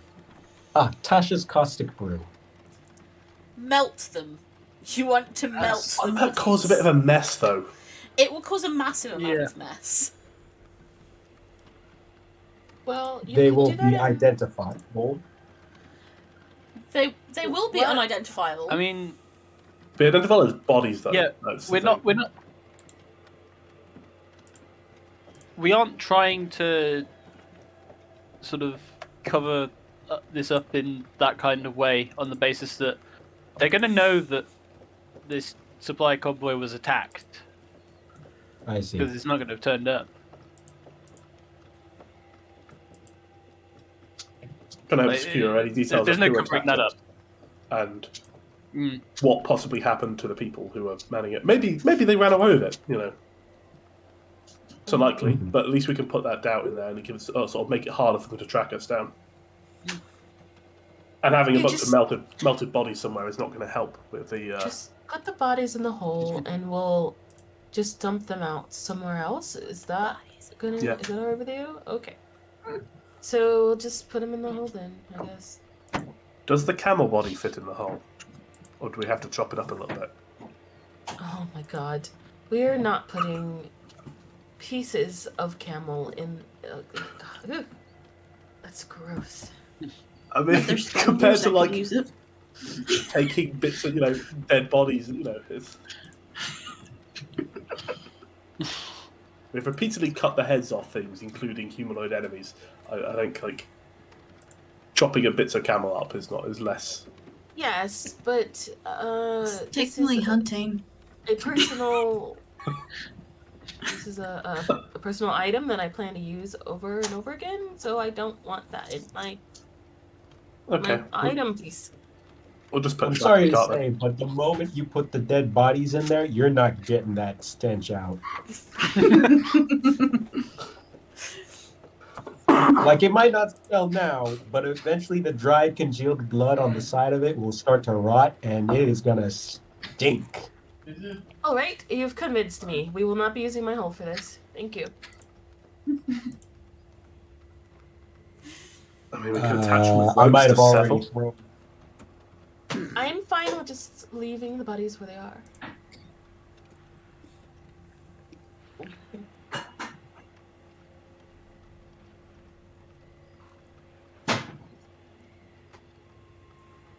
Well, how long until the canyon opens up do we have? What do you mean? As in, like, at what point can you get out of this canyon? Scorch. Let me bring up the map.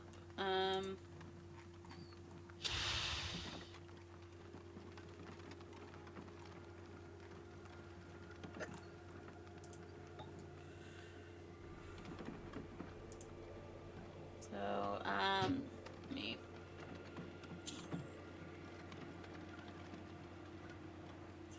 If it ever decides to load. There we go. Nope, that's the wrong map. There we go. What if we empty out one of the carts and put the stuff from the cart in the hole, and then put all the bodies in the cart? Amenable to that, sure. Okay.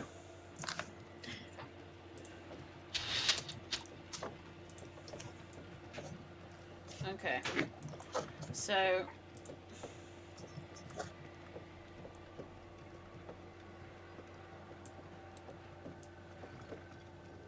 We will want to then unload the bodies somewhere as we go. Yeah. We don't want to Oh, yeah, ride with the definitely. bodies. You don't want that scent carried around all the time.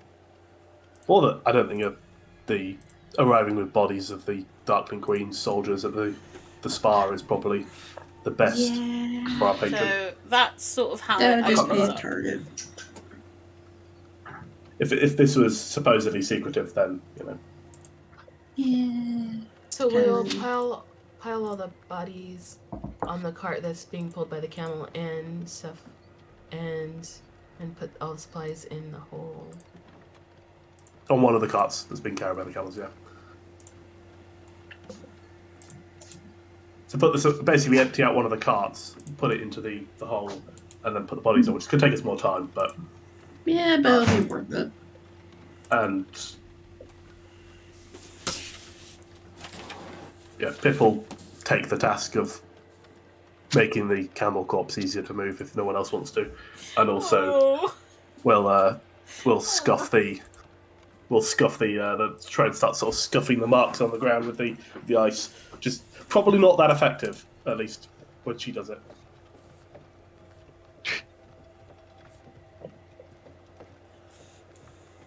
Actually, she'll have Seth will walk around, like try and walk basically ride around in circles on the thing, because that'll suitably muddy up the ground. Okay. Although I'd it will say appear like something's come through here, but I guess at least it blurs the. if one member of the group makes a survival check with advantage to see how well you do.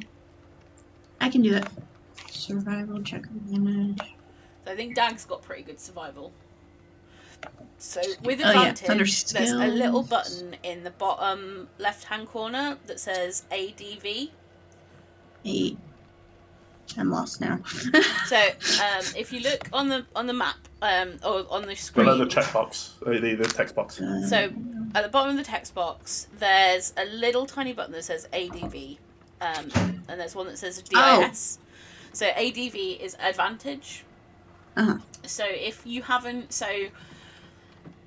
certain things programmed in automatically. So if a barbarian is raging, they automatically get advantage on strength. If someone is prone, you automatically get advantage on melee attack against them. But if there's not a code, if it's not like coded in, you have to press the button. So if you're flanking someone or anything like that, so for example, in this situation, you would need to press the ADV button to get your advantage on survival. Okay. Trying to find it. Oh, there it is. And then on survival, how do I? So that's in skills, and it'll Yeah, be yeah, but which button do I push? it'll be to the drag? number next to survival. Let me have a So- quick check. It'll be. Yeah, just because drag. You just Uh, drag it total- into the text box. it just says. I know it just says 0, yeah. but you'll Okay. just want to click and drag the 0, basically. The 10, yeah, I mean, it's not the best hide job that anyone has ever done ever, but it will definitely do in this situation. I guess what we found Booker out has is decided to Dag come does and not say have hello. survival. Wait, I thought you said Dag had the best survival. I thought Dag did, but I might be getting that mixed up with a different Yes. ability that someone had. I have a +1, so I have better survival than Dag. Oh, I have okay. The +3 is on intimidation. +3 is actually quite bad for intimidation. That's yeah.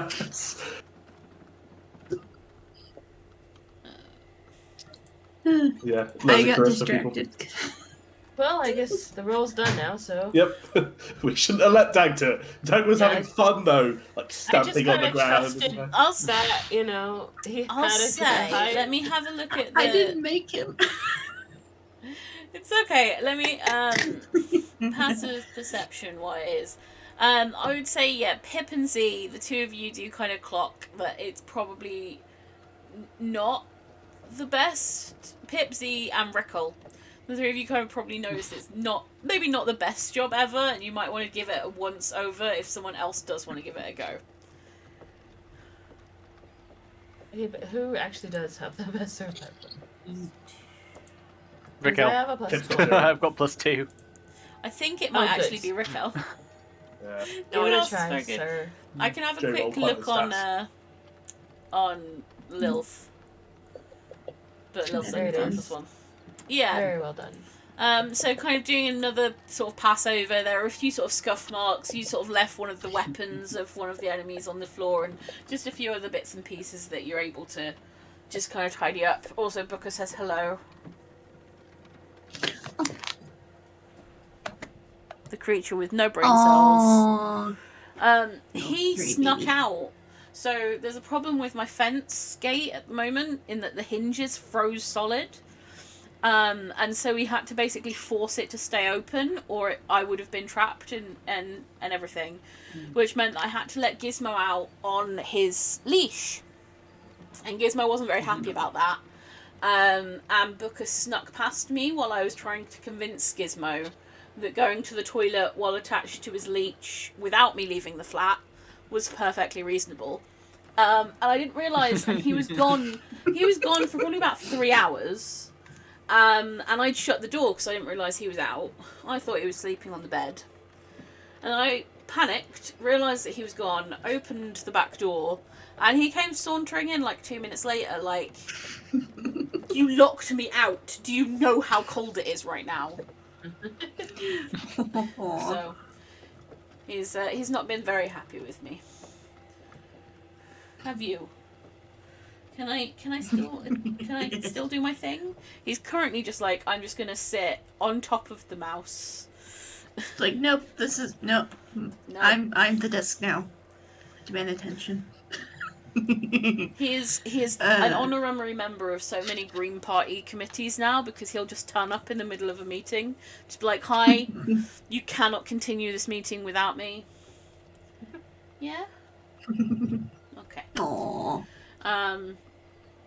So, yeah, you're able to kind of, it's not perfect, like, even with a 17, like, you do your best, but there was a massive, like, sleet storm, in a heavily localized area.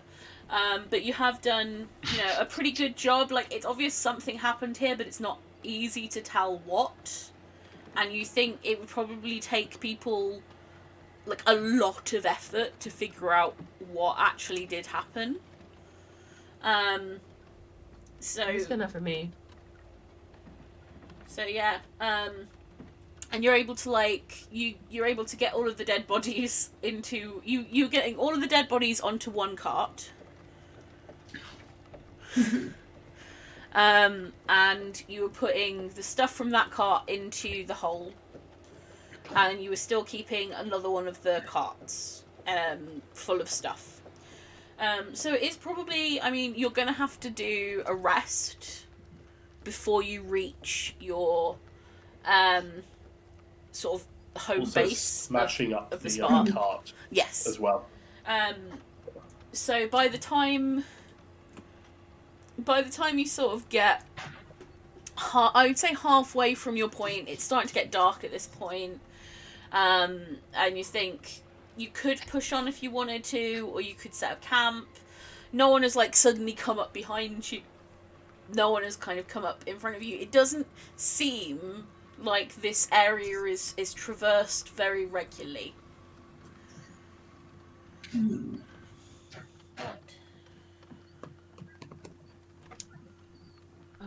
Will we have dropped off the bodies at this point, or are we still... Yeah, you'll have been out when the canyon widens by this point, so you're able to find a ditch to put the bodies in. Oh, okay. Did any of the bodies have anything on them? Or we've done a cursory sort of check? Oh yeah, I didn't loot. Yeah, this is the first time any of you have asked about loot. Well, we've got it all I thought on that's just the cart. something someone assumes to do whenever you I have a dead believe- body for you. I believe Saldor did, Faldor Frisk had a through look the through the... Faldor started looking through the carts, not through the people. Oh yeah, no, not for this group. I think Feldor, the last time we fought people when we were next to a caravan, I seem to remember Feldor looking for the bodies. Alright, let's get that loot. So, searching through, between all of them, you find 2 potions. I will put them in the party sheet for you. Not bad. So yeah, 2 potions. You will have to spend some time actually looking at them. 2 more mislabeled potions. Keep them away from Thaldor. I mean, we probably so- need Feldor to work out what they are. But Oh, Something that you haven't seen yet, Dusk. Thaldor has something called his basically bag of mislabeled potions that he will sometimes reach into the You want me to bag demonstrate? and just throw them at someone. And sometimes it can be useful. Sometimes he lets off a fireball that almost kills some of his friends, and actually frees the enemies. Sometimes he will. They also happen to be immune from fire in that particular case. So Oh man. Yeah, I was in that's webs, a lot of which meant enemies. they burned the webs. yeah.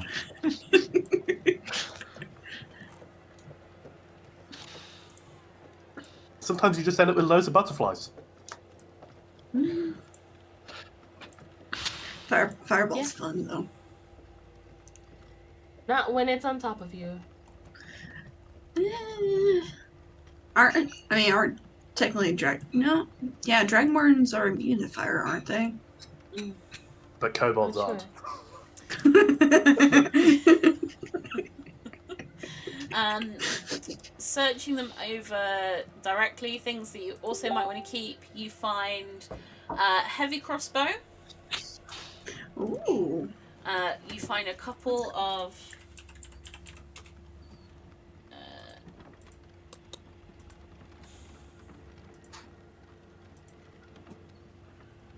find a heavy crossbow.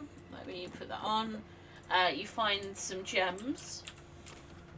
Ooh, shinies.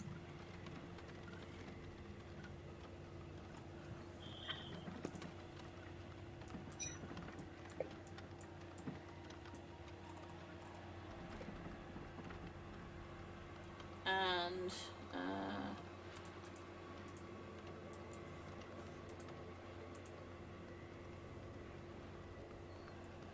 why are all these organized like this?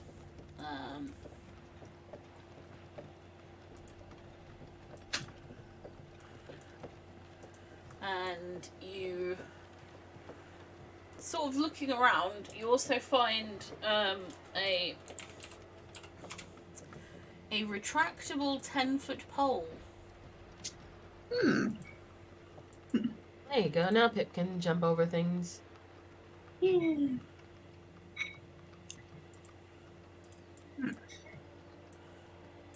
That is one of my favourite common magical items. A pole of collapsing. Yeah.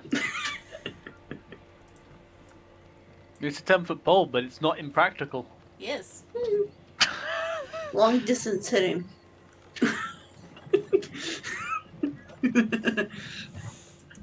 So yeah, you can argue over who gets that. So what do you want to keep going through the night, or do you want to try and stop? Should probably stop. Yeah, might be good. Might be best. Do we know the command word for the pole? Have any way of knowing it? Make me an investigation check.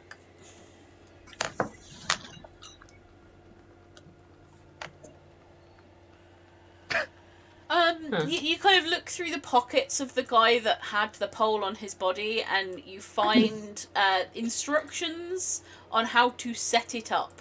It seems like it hasn't actually been like set up yet. Well, isn't that handy? What language are they in? Oh. They are in Infernal. Okay, I don't understand this one. Ah, crud.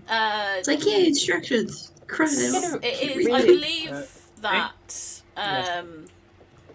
we do have at least one party member that can read them. Yeah. We have two. Yeah, Yes. well, we've got two. So...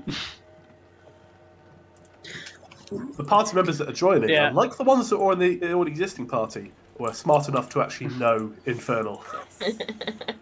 Well, Well, for Z, they did it live kind there. of was a sink or swim sort of Yeah. situation. Well, Wiggle's going to have a quick think about the two people that know Infernal, and then hand the note to Z.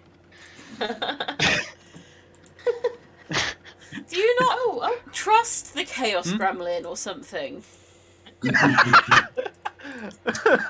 I feel there's going to be a Thaldor more learning predictable Infernal? response. Thaldor has a dictionary, so And a tongue. given a certain amount of time, Have I finally been able to make the amulet?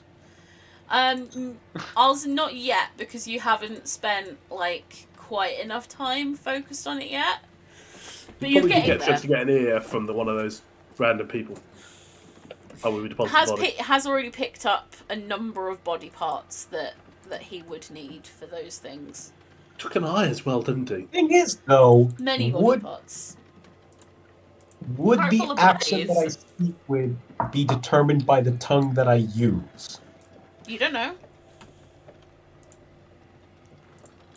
Okay. Z will translate for Rickle the instructions. So you can set your own, thing now. Retract to make it larger and expand to make it smaller, just to fuck with anybody who might try and nick it.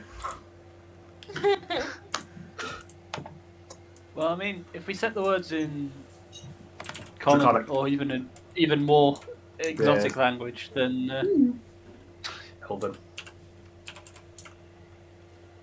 not that it'll matter because, yeah. I just think it's handy that we found a 10-foot pole and my hole is 10 foot deep. That doesn't sound right.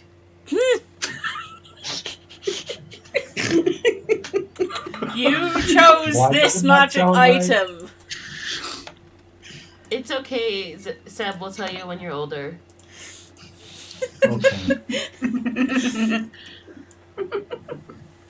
Oh, I didn't even realise that. And I was about to say, that means you can touch the bottom of the hole with the, with the pole. More.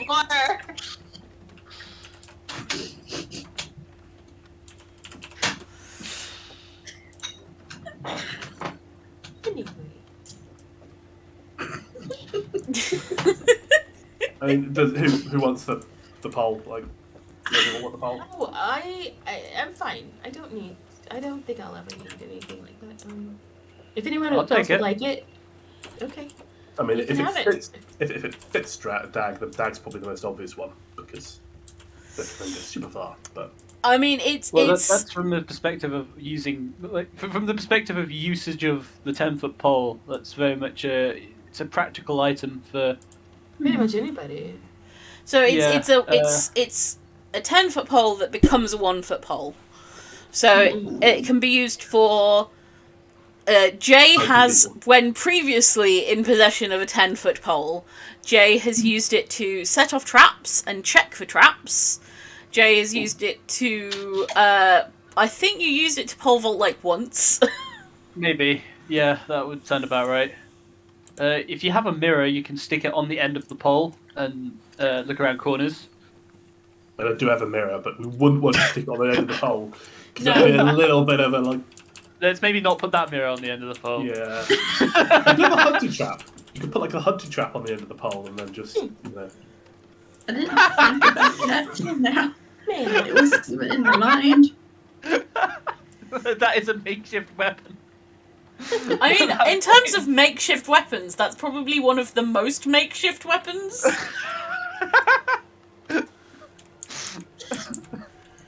You can spook someone just by tap them on the shoulder of the pole.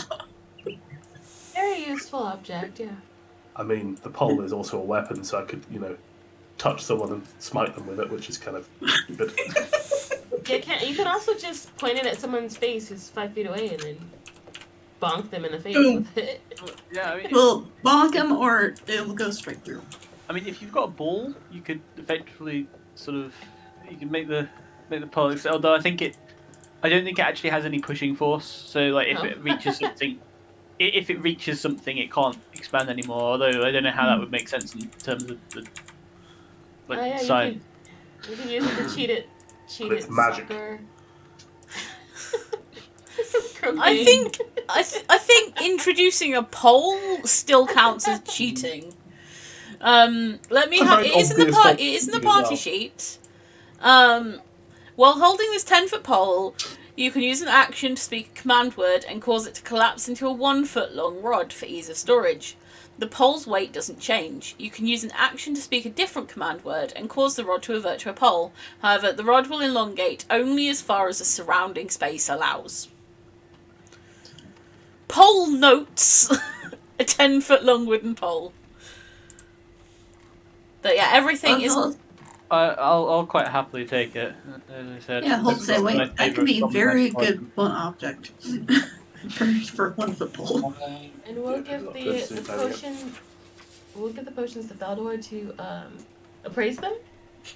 Can you do that? If you trust him I'll to. try to appraise them, but I don't have the identify spell. But you know, I am an alchemist, so I. You are. So you have presume I like should- herbalism skills. So it would be.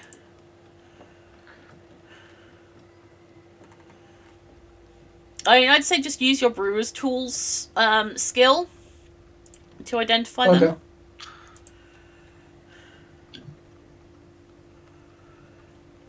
So the first one is definitely a potion of healing. Would have been so much funny if we gave them to Dag to identify. And the second one is a potion of poison. Oh, I'm glad we didn't mix those up or just Oh, decided yeah. to drink them willy nilly. Yeah. So this one's a potion of poison, and this one's a potion of healing. Wait. No, this one's a potion of poison, Oh, and that one's a potion of healing. I don't use either of them. Good to know. Wait, I'm not hold touching on. those. Hold on 1 second.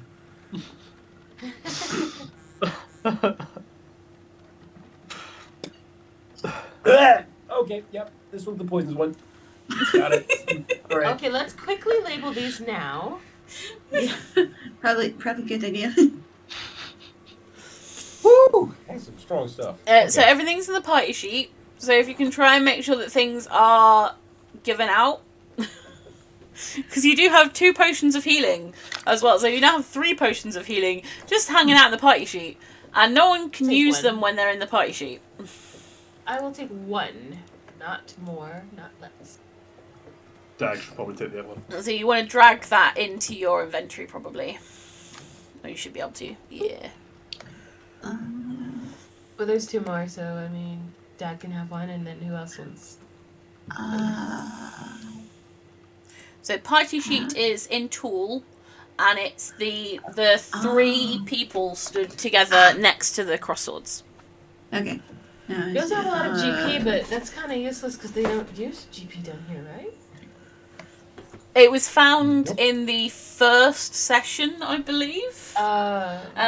They came across a ruin that had a wizard's book journal type thing about how his experience while he'd been on this plane. It was a little bit out of date, and there was just a pile of gold next to him, or a sack of gold next to him, and the party were just like, well, we'll take this, even if it's useless here. We've just got lots of gold to take home with us. Right. So what's the... No, these.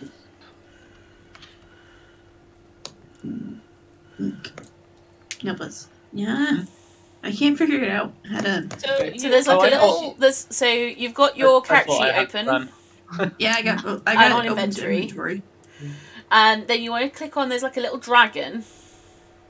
A little red and white button at the far side. You want to click and hold that down and drag it into your inventory. Oh. Okay. Funny thing is, the potion of poison, saying it sort of looks, smells, and tastes like a potion of healing. And so, if Elder had actually sort of tasted it to test it, he wouldn't have been able to tell. What about the smell? Perhaps to an untrained tongue it tastes the same, but to a professional you could tell the difference. Mm-hmm. Makes sense. Okay. I Oh got that. no, I just hate the taste of those potions. Oh my goodness. He just doesn't like potion healings. Listen, we have labeled them. We are fine. I feel like potion of healing would be one of those I'm things. 98% sure I've labeled them correctly this time.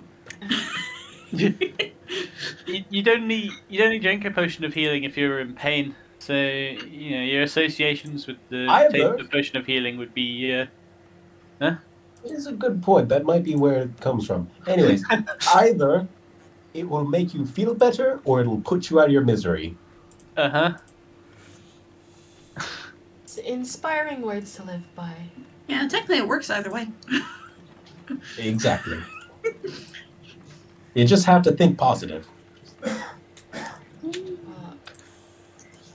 Or morbidly. I'm positive that perhaps we should just sell the potions and then we won't have to worry. Just get rid of them.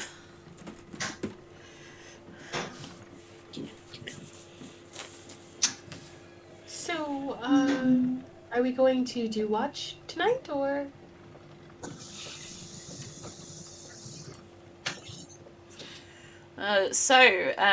Where we tend to do watch, although I don't think we've really done it very much in this campaign.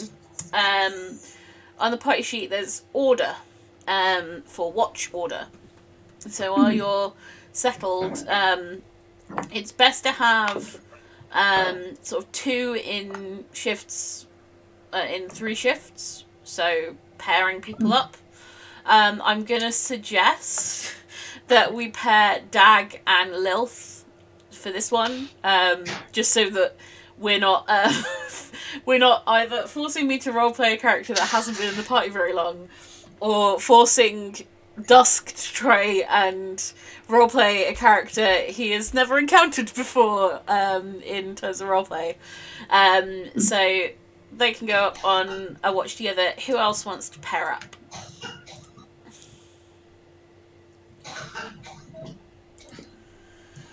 Anyone want No to particular preference. dive into someone's backstory? Maybe that. Uh, I guess the two girls could have a watch together. Sure. Sure. Oh, right. I forgot Lilith's here now too. but we've already decided. Yeah. So yeah, Penelope and Z can together. And then Thaldor and Rickle, and then Dag and Lilith will go third. So yeah, up first can be I mean, technically, Z will be on 2 shifts because she only has to rest 4 hours. this is fair. They're 4-hour shifts, right? 4-8. No, they only, I think they're 2.5 hours each. Because you can actually spend about an hour of your, you can spend up to an hour of your 8 hours long rest doing something like, and this is something that Jay has been you can spend an hour of your long rest doing this thing of like being on watch or just sort of sitting and relaxing. You don't have to be like flat out asleep for 8 full hours. Okay. So it there's being 2 hours each. Oh, yeah, so there's sort of I two didn't and a know half hours each, which lets everyone get their sort of 8 hours of sleep needed with still having a sort of an hour of being on watch and it not counting as your long rest. I mean, just to But that would cover be... it, it's 2 hours. You can't do anything like light activity for more than 2 hours, so that includes watch. It's strenuous activity that can go up to an hour. Okay. So you can sit and be on watch for up to 2 hours. So you sort of only need to have 6 hours of sleep, which means 3 watches of about 2.5 hours is plenty for everyone. But what I mean is, we wouldn't be able to do 2.5 hours because you can only do 2 hours in a long rest. Yes, but we would need to split it to 4. Well, no, that's the thing. If it's 2.5 hours over 3, that gives the extra hour and a half, doesn't it?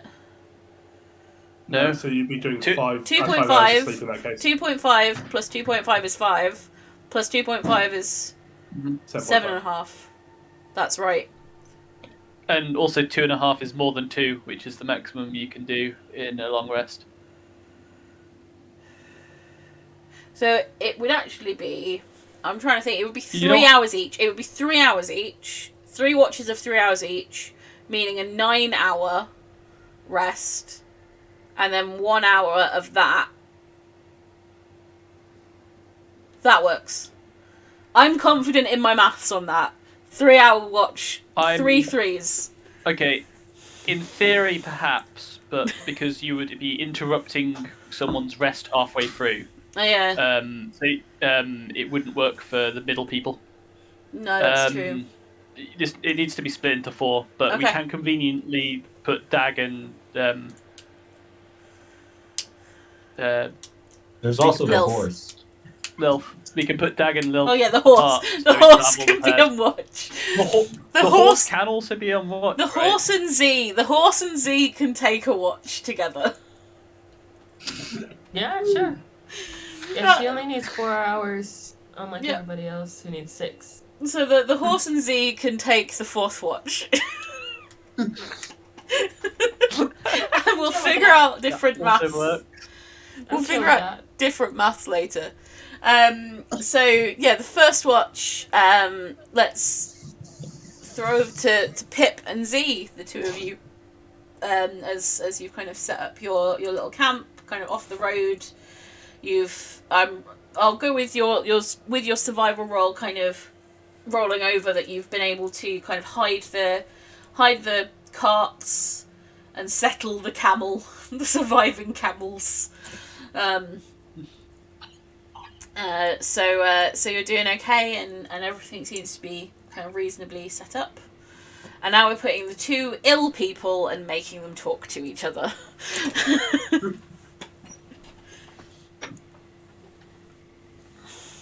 So, how are you finding joining the group so far? Well, you know, it's a nice change of scenery for sure. You know, I've been in that bathhouse for God knows how long. Yes. Possibly a little more, but she's looking down at sort of her gauntlets, which are probably sort of still caked in blood. A bit more messy than the bathhouse, but I guess you saw your fair share of mess in there as well.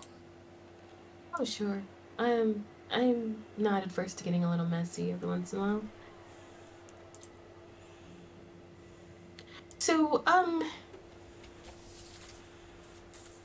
sorry, what was that thing with the camel about? It just kind of took me off guard a little bit. Which one? No, just the one that you hit with your weapon? She said something, actually. The camel said something? No, it's sort of out of character. Pip used a spell on the cantrip on the camel. Not the, I didn't actually hit it. The only camel she's hit with a sword was the one she chopped up afterwards. I'm so sorry. I thought she hit it with her sword. It would have been obvious because the camel probably would have flinched, and yes. You know that the bell is her thing. You would have heard the dong. Yeah. Oh, okay. Yeah, sorry. Retcon that. Use the spell against. What as far as the camel, if you get brushed off your feet by something that big, there's a temptation to view it as a threat. Obviously, we did still need it, so after it was kind of a heat of the moment sort of reaction, sort of thing. It's a hell camel. They're not exactly looking over at them. I don't really trust them, but yeah, it was a heat of the moment reaction rather than anything particularly planned out. Although I have no issue with killing enemy mounts as it happens. Oh, but I see. we are at war after all.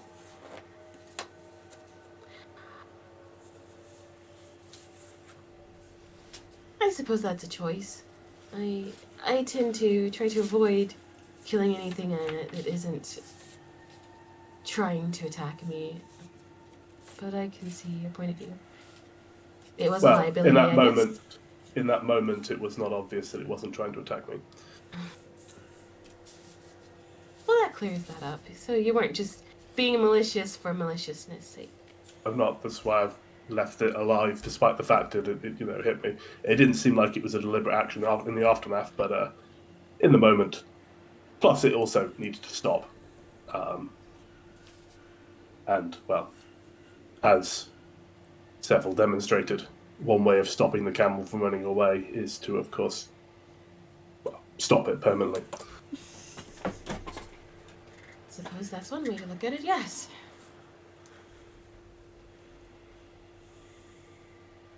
Why, does killing animals, enemy mounts, bother you, or does it? I guess you do not necessarily see them as an enemy. Oh, well, like I said, it doesn't seem like camels, they're just camels. They're not, enemy combatants, so I would prefer not to kill them if at all possible, but I can understand if it's necessary. There's lots of things that would appear to be one thing, but are not necessarily that thing. I wouldn't put it past the Darkling Queen to hide more intelligent beings in the form of less intelligent ones. I mean, Cephal is an example of that. A fully intelligent being that obviously appears to you as an unintelligent animal. Oh, the horse. The horse is intelligent? The horse can speak. Well, speak to me. So actually a celestial being rather than a horse. Pulling my leg, right? No. Yeah, It's an animal. It's bound to me. It's why I called it. It's why it came. I called to it telepathically when I got hit by the camel. That's kind of extraordinary. I have to see this in action. Can you say something to the horse? Well, it's asleep right now. Oh, I don't really want to wake her up. Oh. But I can show you tomorrow if you want. Oh, that would be lovely. I've never seen a speaking horse before. I don't necessarily know if it's able. It was able to understand me speaking to them. Oh. Well, that's still quite impressive. Yes, it can understand me and can speak back to me in my mind, but not necessarily in a way that you'd be able to understand. Obviously. Is that a common thing where you're from, or is it special? No, it's special. It's not an actual horse. Oh, it's not a horse. No, it's a celestial being presenting as the form of a horse. Huh. It's innately tied to my it sort of touches a sort of symbol to my power. That's neat. Hence why I can summon her and dismiss her at will, and hence why when she vanished before, I was able to bring her back. It's not actually a physically... Well, it's physically here on this plane, but it's tied to my magic, rather than tied to my sort of power, rather than being an independent being. Well, it is an independent being, but it is not here solely of its own volition. It was sent to you by your god? Well, I more that I call upon it, and she comes to aid me when I so choose. Well, I think that's pretty useful. It means you always have quick escape. Yes, and I also have a constant companion. It is... I believe it was before your time, but it was part of my response to potentially losing my memory. Is at least I always had Cephal there to talk to me and remind me of what I was doing. Oh yes, the fog. You told me about that. I think the others were a bit disconcerted when I, from their point of view, summoned a horse inside a building, but that was the reason.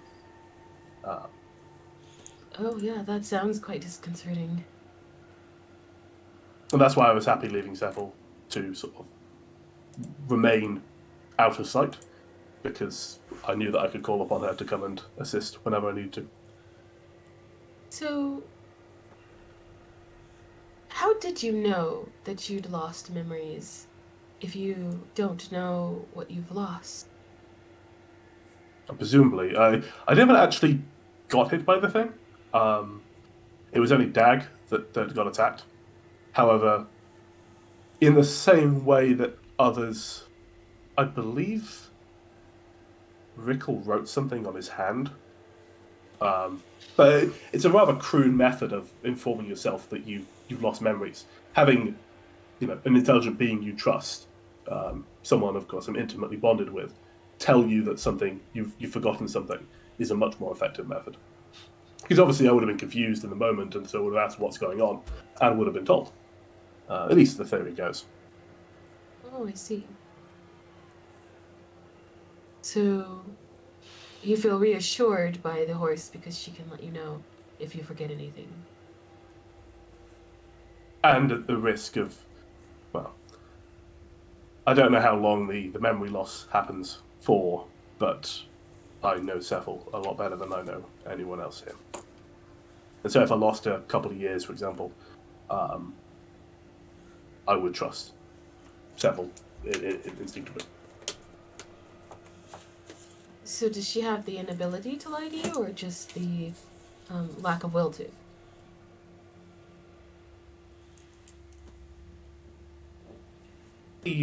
As a celestial being, I would assume the the inability to. But either way, has shown no inclination to do so. And given I have the innate bond, I can feel, to a certain degree, her across the bond.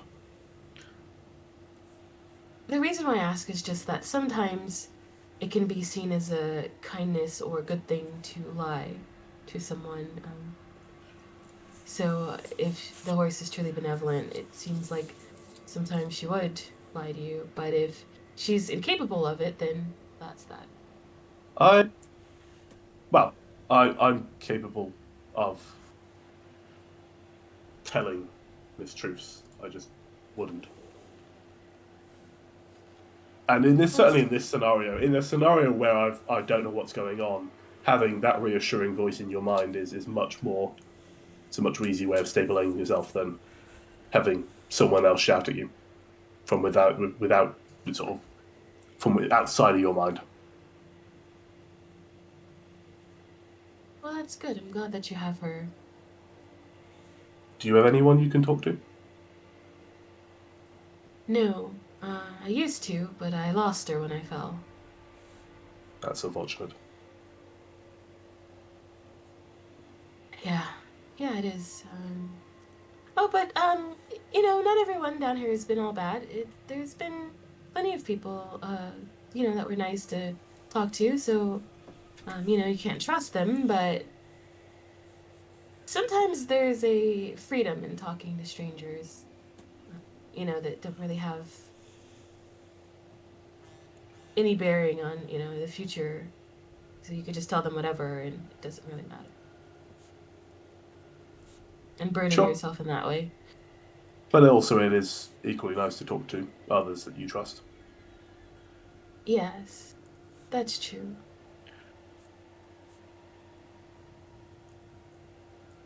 Although, generally speaking, I think you need to learn a funnel down here to be able to talk to as many strangers.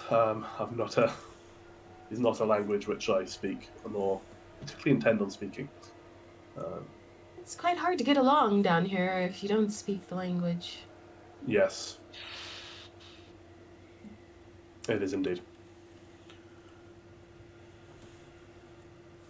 Well, I hope that we can be friends, but it does seem as if you're the type of person who doesn't trust easy.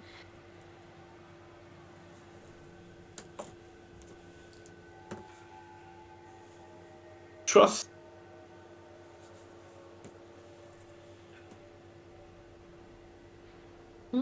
Trust is something that's much more strongly held if it doesn't come completely freely.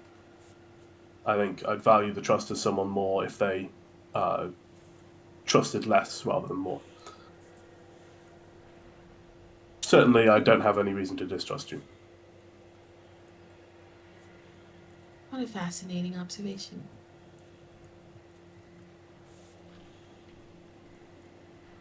Do you feel that you have no reason to distrust me? Can't think of any reason. I've seen no reason so far. I mean, I could, I guess, verify that if you were lying or something, but that seems a bit over the top.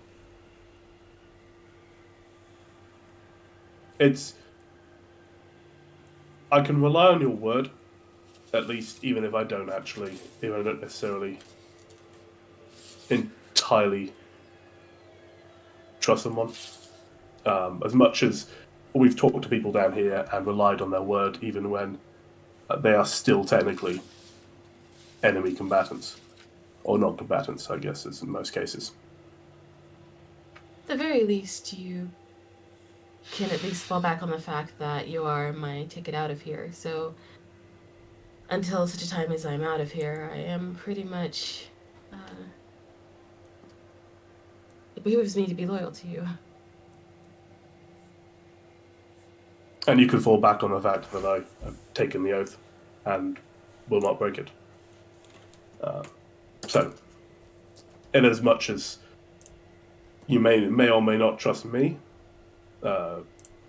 hopefully the fact that I'm telling the truth will keeping my bond will be enough. Keeping your bond doesn't always necessarily require telling the truth, but it usually helps, I find. And so, deception is very much a last resort.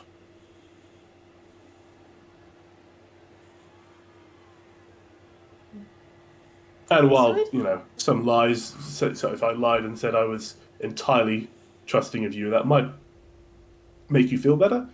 Hopefully the fact that I will be telling the truth makes you trust me more when I tell you I do fully trust you.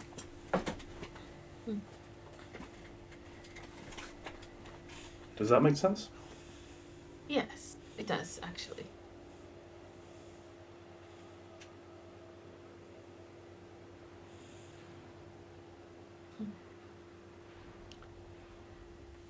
So what do you think our next move will be?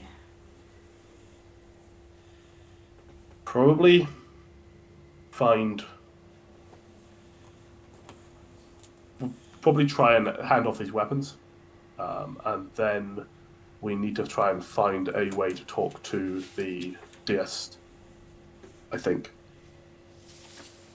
I don't think we can assault the training grounds ourselves, and I think if we can persuade our contact to get us in touch with deist, we might be able to, if the rumours are true, sway them from their allegiance to the Darkling Queen. Or at the very least, get their non-reaction to us passing further into the realms.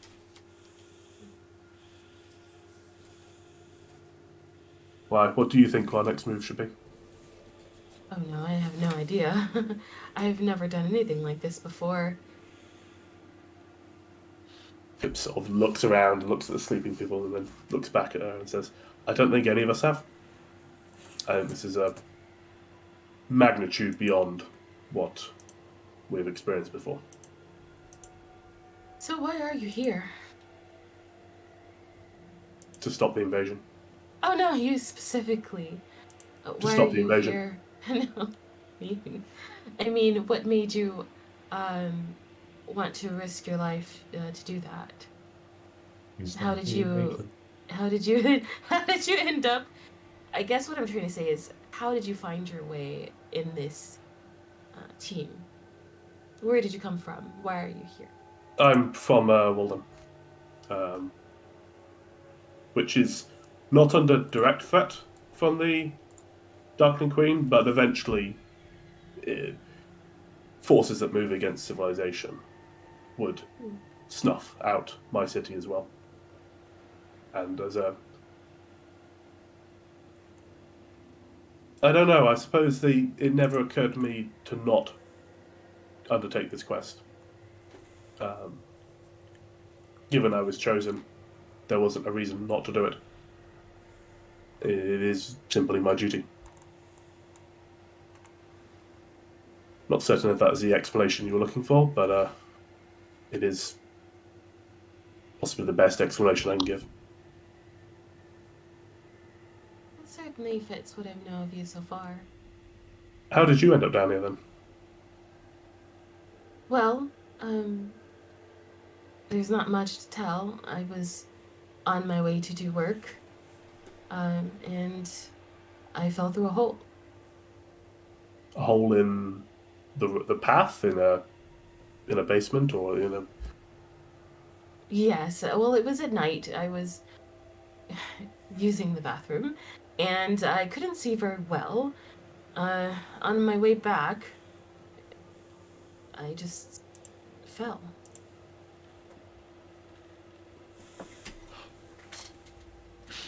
Concerning that is something that can happen. At the very least. Tell me about it. I certainly didn't know that there were holes that went down this far, up on the surface. Did you end up in this realm, right? Not the you haven't been to any other realms. Make me a quick history check, Pip. Right.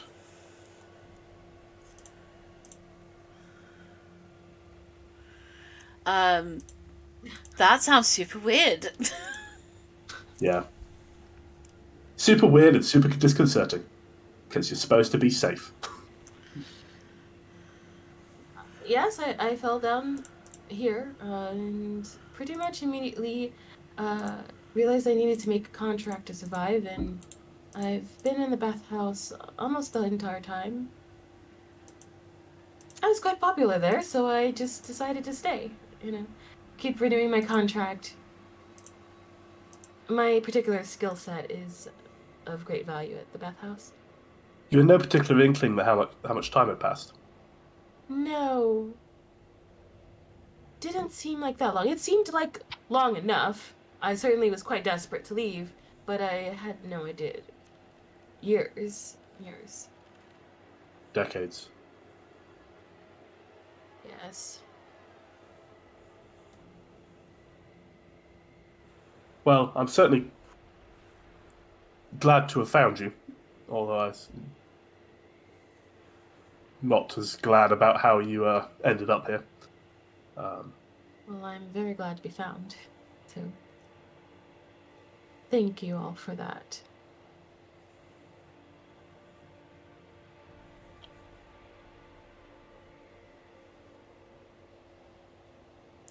So, your watch continues.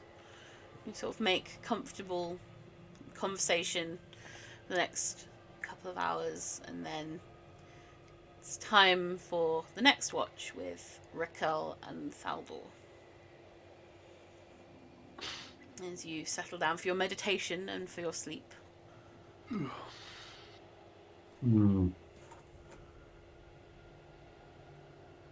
So you don't remember a thing, do you? I remember some things. I mean, you don't remember.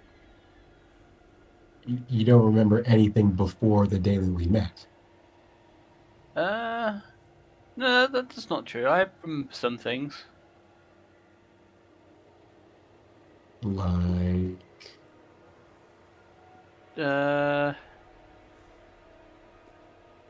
Huh. Ask me some questions. I'm sure I can answer those. okay. What is your favorite food?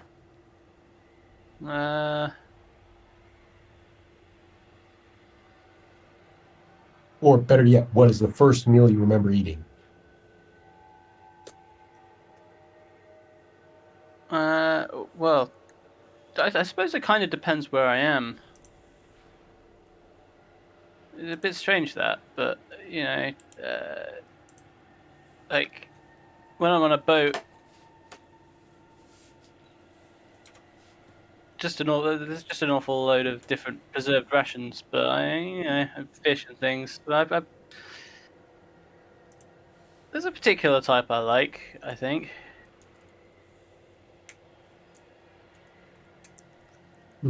Yeah, I can picture the taste of that.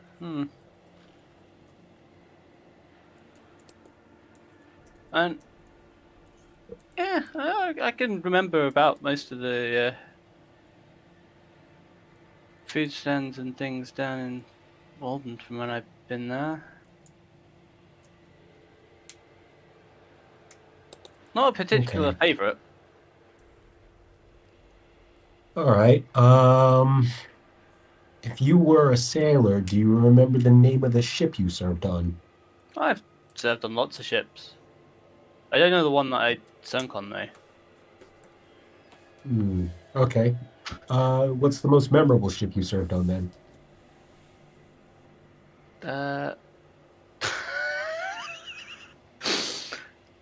I now need to think of a ship name, don't I?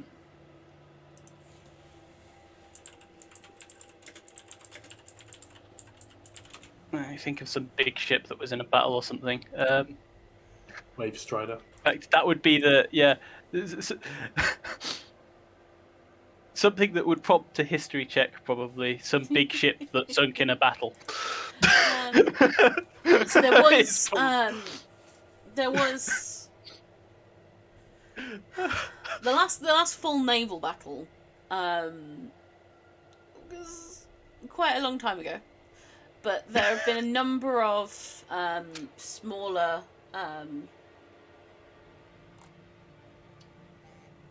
Give me 1 minute. If naval battles had happened for like hundreds of years, then it would just be something that, yeah.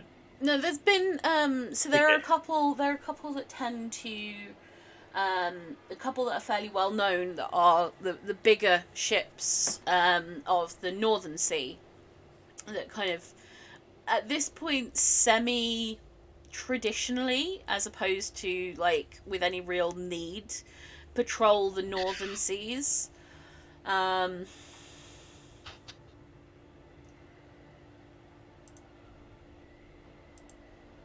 So, my usual go-to is not helping me. My usual go-to is fantasynamegenerators.com. They don't have any boat names.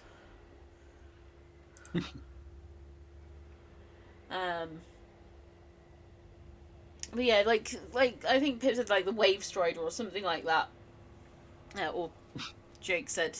So the Wave Strider is a fairly well-known, like people would recognize that name, and it's feasible that Rickle will have served on it at some point. Right, because yeah, the main thing, the question would have provoked. Think of big boat, Yeah, and thus. that would have been Yeah. one that you kind of probably the most memorable to you and the most known by other people. There we go. Yeah. Okay. The Wave Stride. In fact, Huh. That one sank though, didn't it?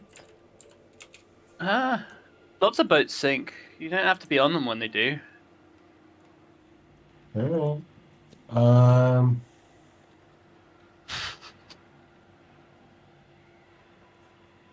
You know what? I will try to whip up a truth serum, and maybe that will get the truth out of you. Huh?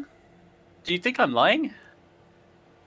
I don't think you're lying, but you might be lying to yourself. In the sense that you've forgotten. Huh?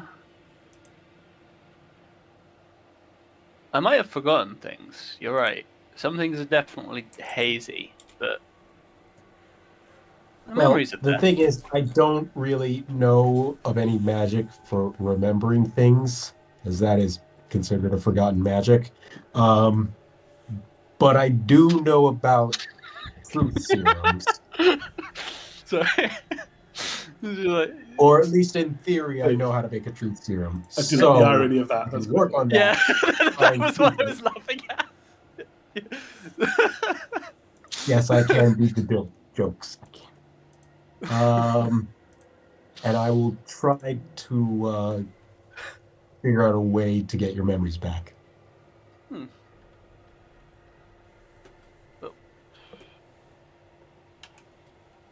Do we need to?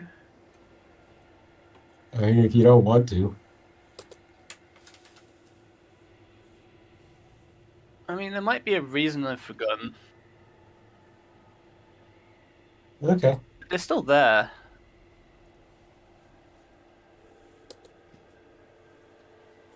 No.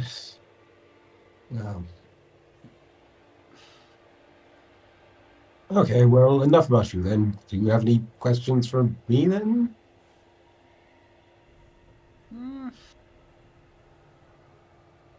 Not a lot, really. In terms of, how's your studies going down here? Yes, they're going very well. I certainly haven't just been spending the time drinking at the bar with people. You have been doing that a lot, though. Yes, vital research. You got to talk to people in order to learn about this place, despite the fact that I don't share a language with them. But,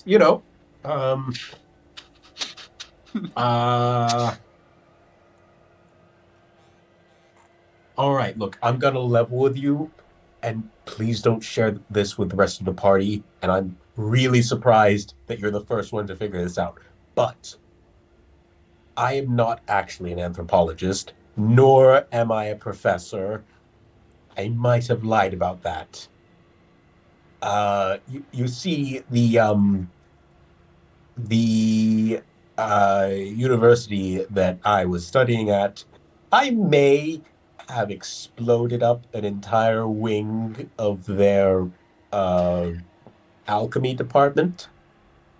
Mm-hmm. So, um,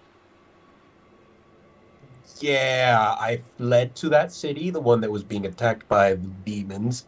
And I happen to remember one of the professors who went on and on about the below and how the political situation down there was so volatile and it'll blow up in our faces eventually. And he wouldn't shut up about it. So I decided to pretend to be him.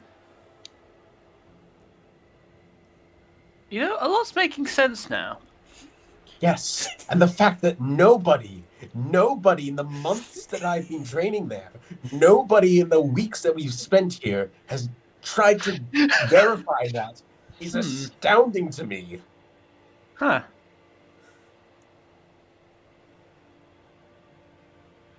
I mean, eventually this secret's gonna get out. The Makes fact that sense. you solved the mystery before anyone else is really surprising to me. I mean, you might be giving me too much credit here. I don't know if I really solved it. I think you kind of come clean. Yeah. To be honest, I've just had this on my chest for a long time. Uh, and I had to tell someone. Makes sense. I don't think it changes much. You've still been useful. Have I? I mean, I've done my fair share of explosions that haven't gone well. And also, I don't know anything about the people here or the language Hmm. or anything really, except the potions.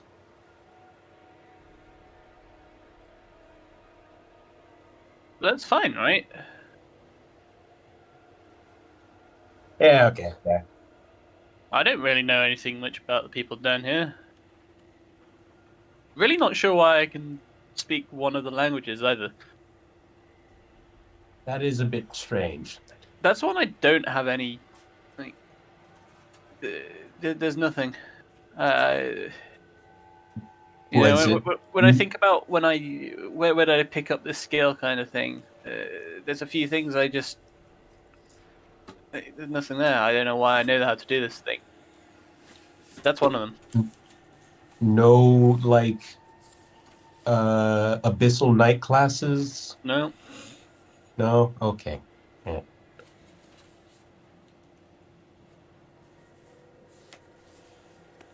But yes. Now you know uh why I don't know anything about this place. maybe. Uh, to be fair, I don't think a lot of people know anything about this place, particularly in the middle. That is so. Hmm. You have a good enough instinct to convince people you do. Well, I mean, the surprising thing that I found about this place is it's kind of like the middle, with the exception that they don't have a currency-based economy, Mm. and uh, like most people are fireproof. Those are the two main differences. Which for me is great because that means a whole lot less um, collateral damage and potential victims. Hmm.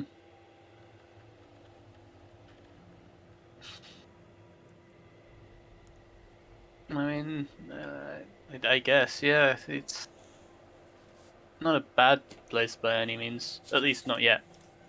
Might be further Mhm. down. So, hang on. You always seemed pretty. You were pretty focused on this whole anthropology thing, even though you Is that just a ruse? What are you really down here for? Is it? Uh, well, when that alchemy lab exploded, um, the room right over, they might have been working um on an immortality potion. Uh-huh. Uh, they're a little bit angry about the fact that I blew that up and the apparently decades of research that went into that. So yes, I might have destroyed like one of the greatest medicines of all time. I wouldn't worry about it. I don't think an immortality potion's possible. Apparently they were very, very close. Yeah, so I'm sure they were just a lifetime away. I see what you did there. Yeah, But no, seriously, they want my head. yeah, understandable. I So guess I they've got figure someone to blame. You probably did them a yes, favor. yes, I figure the most important thing for me to do is to try my hardest to be the thing that I'm saying I am. Um, so that's why I go down to the bar and I talk to people and I drink with them because I'm pretty sure anthropology is all about just going places and interacting with people and seeing how they live. So yeah. Yeah, makes enough sense. I'd say keep at it.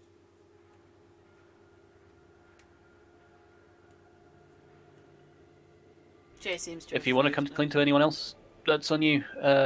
Hmm? You sort of What was froze that? for a second. Did I freeze for everyone else as well?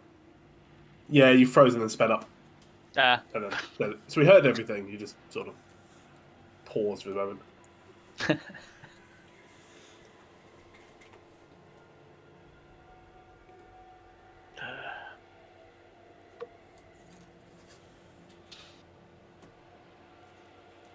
Have you had any, the soul coins? You interacted with them much over the course of our time down here?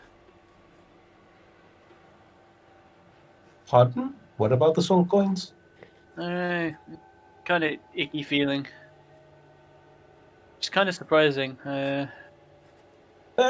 Well, I mean, souls have to go somewhere, right? I guess. Yeah. I mean, I find it somewhat reassuring that knowing that if I die, there's a small chance I just might turn into a hunk of metal instead of just floating in the ether for the rest of eternity or becoming a ghost and becoming latched Oh, onto something. I don't think this happens to people who die in normal ways. Hmm. Well, I'm sure you'll find out eventually, so yeah.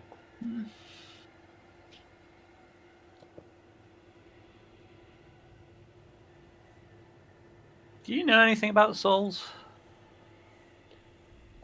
No. Uh, Um, I only know about potions and pretending to know about the below. right.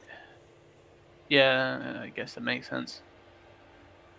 I Oh, suppose and good looking also at it, I do know about kobolds to some extent, and I but do know that that person is not a kobold. yeah, I'm not gonna say that though. Yes.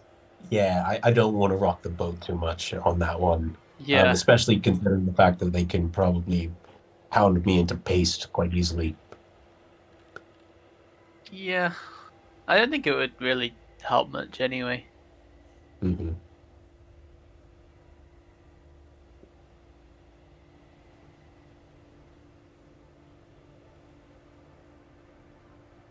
Unless there might be ways of achieving it, but what would it achieve? I think this is fine. Hmm.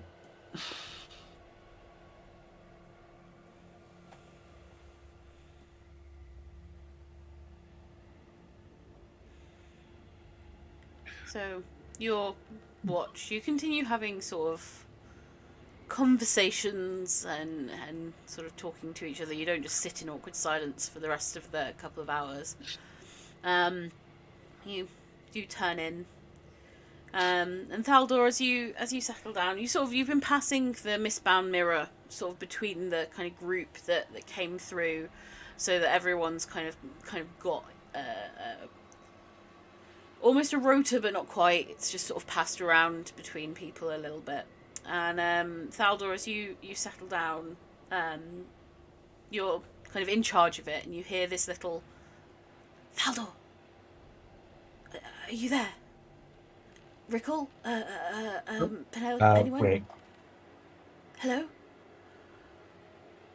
Grab the mirror. Oh, Um, it's the Mirror. yes, the vanity communication device. Hang on, Um, but they aren't supposed to be contacting us except for emergencies.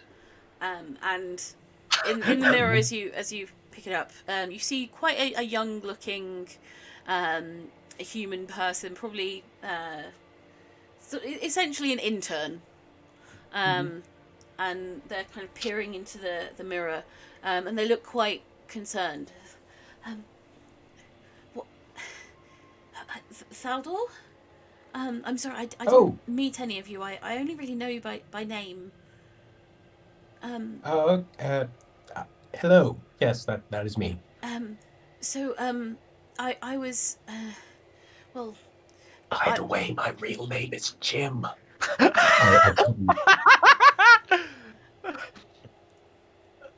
Okay. I've been monitoring, so we can hear a lot of the things that are said through the mirror. And one of my supervisors was listening, when you said what you did about nearly 2 hours ago. Wait, you're spying on us through the mirror? Well, not monitoring. Making sure that you're I safe. don't see a difference. Well, my supervisor. My If supervisor's you involved excuse with. me, Rickle, I have a sudden urge to leave the party and try to hide out in the below for the rest of my life. I was going to suggest that perhaps you.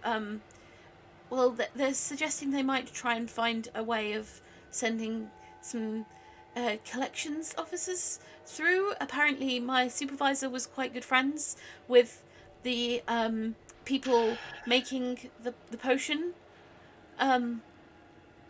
Yes, there were quite a few wealthy donors to the department for that project, so yeah. I would advise hiding. Yes, that does sound like a good idea, yes. Well, sorry, what I didn't catch your name. Oh, I'm Nelly. Thank you, Nelly. While this is not good news, I appreciate you giving it to me. Well, how do you want to handle this with everyone else, Thaldor? Good luck. I need to go back to just monitoring. But yes, good luck. And you see the mirror turns just sort of frosted glass again. Okay, Rickle. I'm gonna root around in my. You see, I have gotten around to labeling some of the potions, just some of them, not all of them. There's thousands in here. It's its own dimensional space. Like this thing will never run out. But I did label this one. This is a fireball. Here's what I would very much appreciate you to do for me. This is a major solid, and it'll be helping me a lot. Now, the story shall be, I was working on some potions. And then I blew myself up. Okay. Meanwhile, I'm going to be taking that camel, and I'm going to be booking it to the next town, and the town after that, and maybe a town after that. Do you reckon you can get to the... You could probably get to the second level. Maybe even I further. probably could. That is a good idea. I will likely be going there. Right. But I will not be specifying where, of course. Understandable. Yes. So could you please take this, and when you see me leave the horizon, could you just, or, before the next guard shift or change, could you please throw it and make a massive explosion, and just say that I died? Okay. Thank you. And, because you've been such a major help, and, you need to prove that I died somehow, I hand you the bag full of mislabeled potions.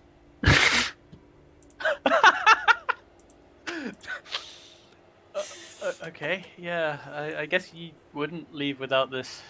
So Exactly. logical Yes. to assume that. This is Okay. the thing that'll make it believable. Right. Got it. It has been an honor and a pleasure to meet you and your weird tentacle. But it's not my tentacle. Man, it's been following you around this entire time. It's your tentacle. Huh. It's been maybe it'll follow you. I don't know. We've all been in the same place. Well, okay.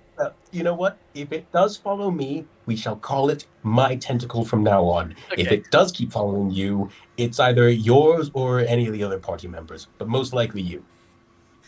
Okay. You know what? All right. Yeah, I'll take that as some parting advice. Mhm. Yeah. If I And get, well, I'm not making any Sorry. promises here. If I get the chance and it's not gonna set me back too much, I might try and make some private deals with people we encounter later on. I imagine you'll probably be ahead of us. That is perfectly understandable for someone I've known for not that long. So, yes. But I mean, no, like for safe passage for you or whatever, that kind of thing. Mhm. I imagine, Yeah. safe passage for some kobold if they show up that may or may not ever show up. Probably not a particularly heavy price to pay on a contract. Yep. And I proceed to give you a really awkward hug, and thank you again. And then also, could you help me up onto the camel? Yeah, sure. I am rather short. Thank you. I can cast fly on you or the camel if you want to go a bit faster for a bit. Flying camel. Well, it would be the camel itself that could fly, and I think it would be rather confused enough as it is. That's true. So let's hold off on that. Okay. Well, good luck. Yep. Also, I have terrible animal handling, so this is gonna go great. So It's also just not believable as like a thing that you. Yeah. There's not going to be any body parts, and where the hell did the camel go? Like, we've got to find that camel. So you can have you can have a load of the small gems and crap that Rickle has.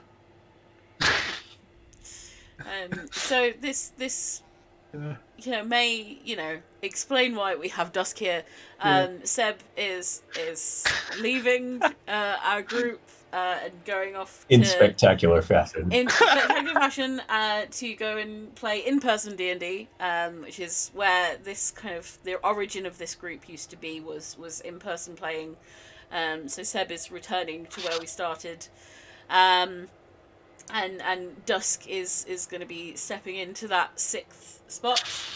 But this will probably not be the last time you see Seb. One, because the door is open for Thaldor. If possibly during breaks of the in-person game, Seb is always welcome to come back and guest. And also when we have Jim. eventually Jim is always welcome to come back. When we I have changed. eventually finished our Curse of Strahd game that we do not stream, we will be streaming our Wild Beyond the Witchlight campaign, which Seb and Ash will be playing in on Sundays. But that's probably like a year out at this point, because Curse of Strahd has been taking a real long time. But yeah, we've run over a little bit, but I wanted to kind of see that happen fully. So we are That gonna certainly did happen. That certainly did happen. I was Disrupt the amazing sort of shift between Z and Cephal, where Z's going to be trying to work out if Cephal is actually intelligent. Yeah. Cephal will not be able to understand a thing. Just be Z acting really weird around her. Well, Z to be fair, trying to everyone's going to wake communicate. up. Everyone Everyone's is gonna shortly going to wake up because there's going to be a fireball. Yeah. How about next session? Yeah. You just start off with there's a massive explosion, and Thaldor is gone. Good job that Thaldor was on the ship with Rickle, though, because that would have been a really awkward situation for Pip. Like there's like two of her oaths conflicting with the other. So, Yeah. law and loyalty. So And then probably responsibility would win out, and she'd go, "No, you've got to face the consequences of your actions." I would if Ash hadn't spoken up and said let's have girls watch, I probably would have engineered it to happen that way, if I'm being brutally honest. But yes, so we are possibly going to be playing something else next week, as a few people are busy with it being that kind of time of year where everything gets really busy. So we might have a couple of weeks where we play a sort of one-shot, two-shot type of game, depending on people's availability. And we will be back with more Darkling Queen in the new year. So thank you so much for watching. Thank you for a great 2022 of the D&D Chronicles, people coming and going. Hopefully we are set now. So yeah, thank you and bye-bye. Bye.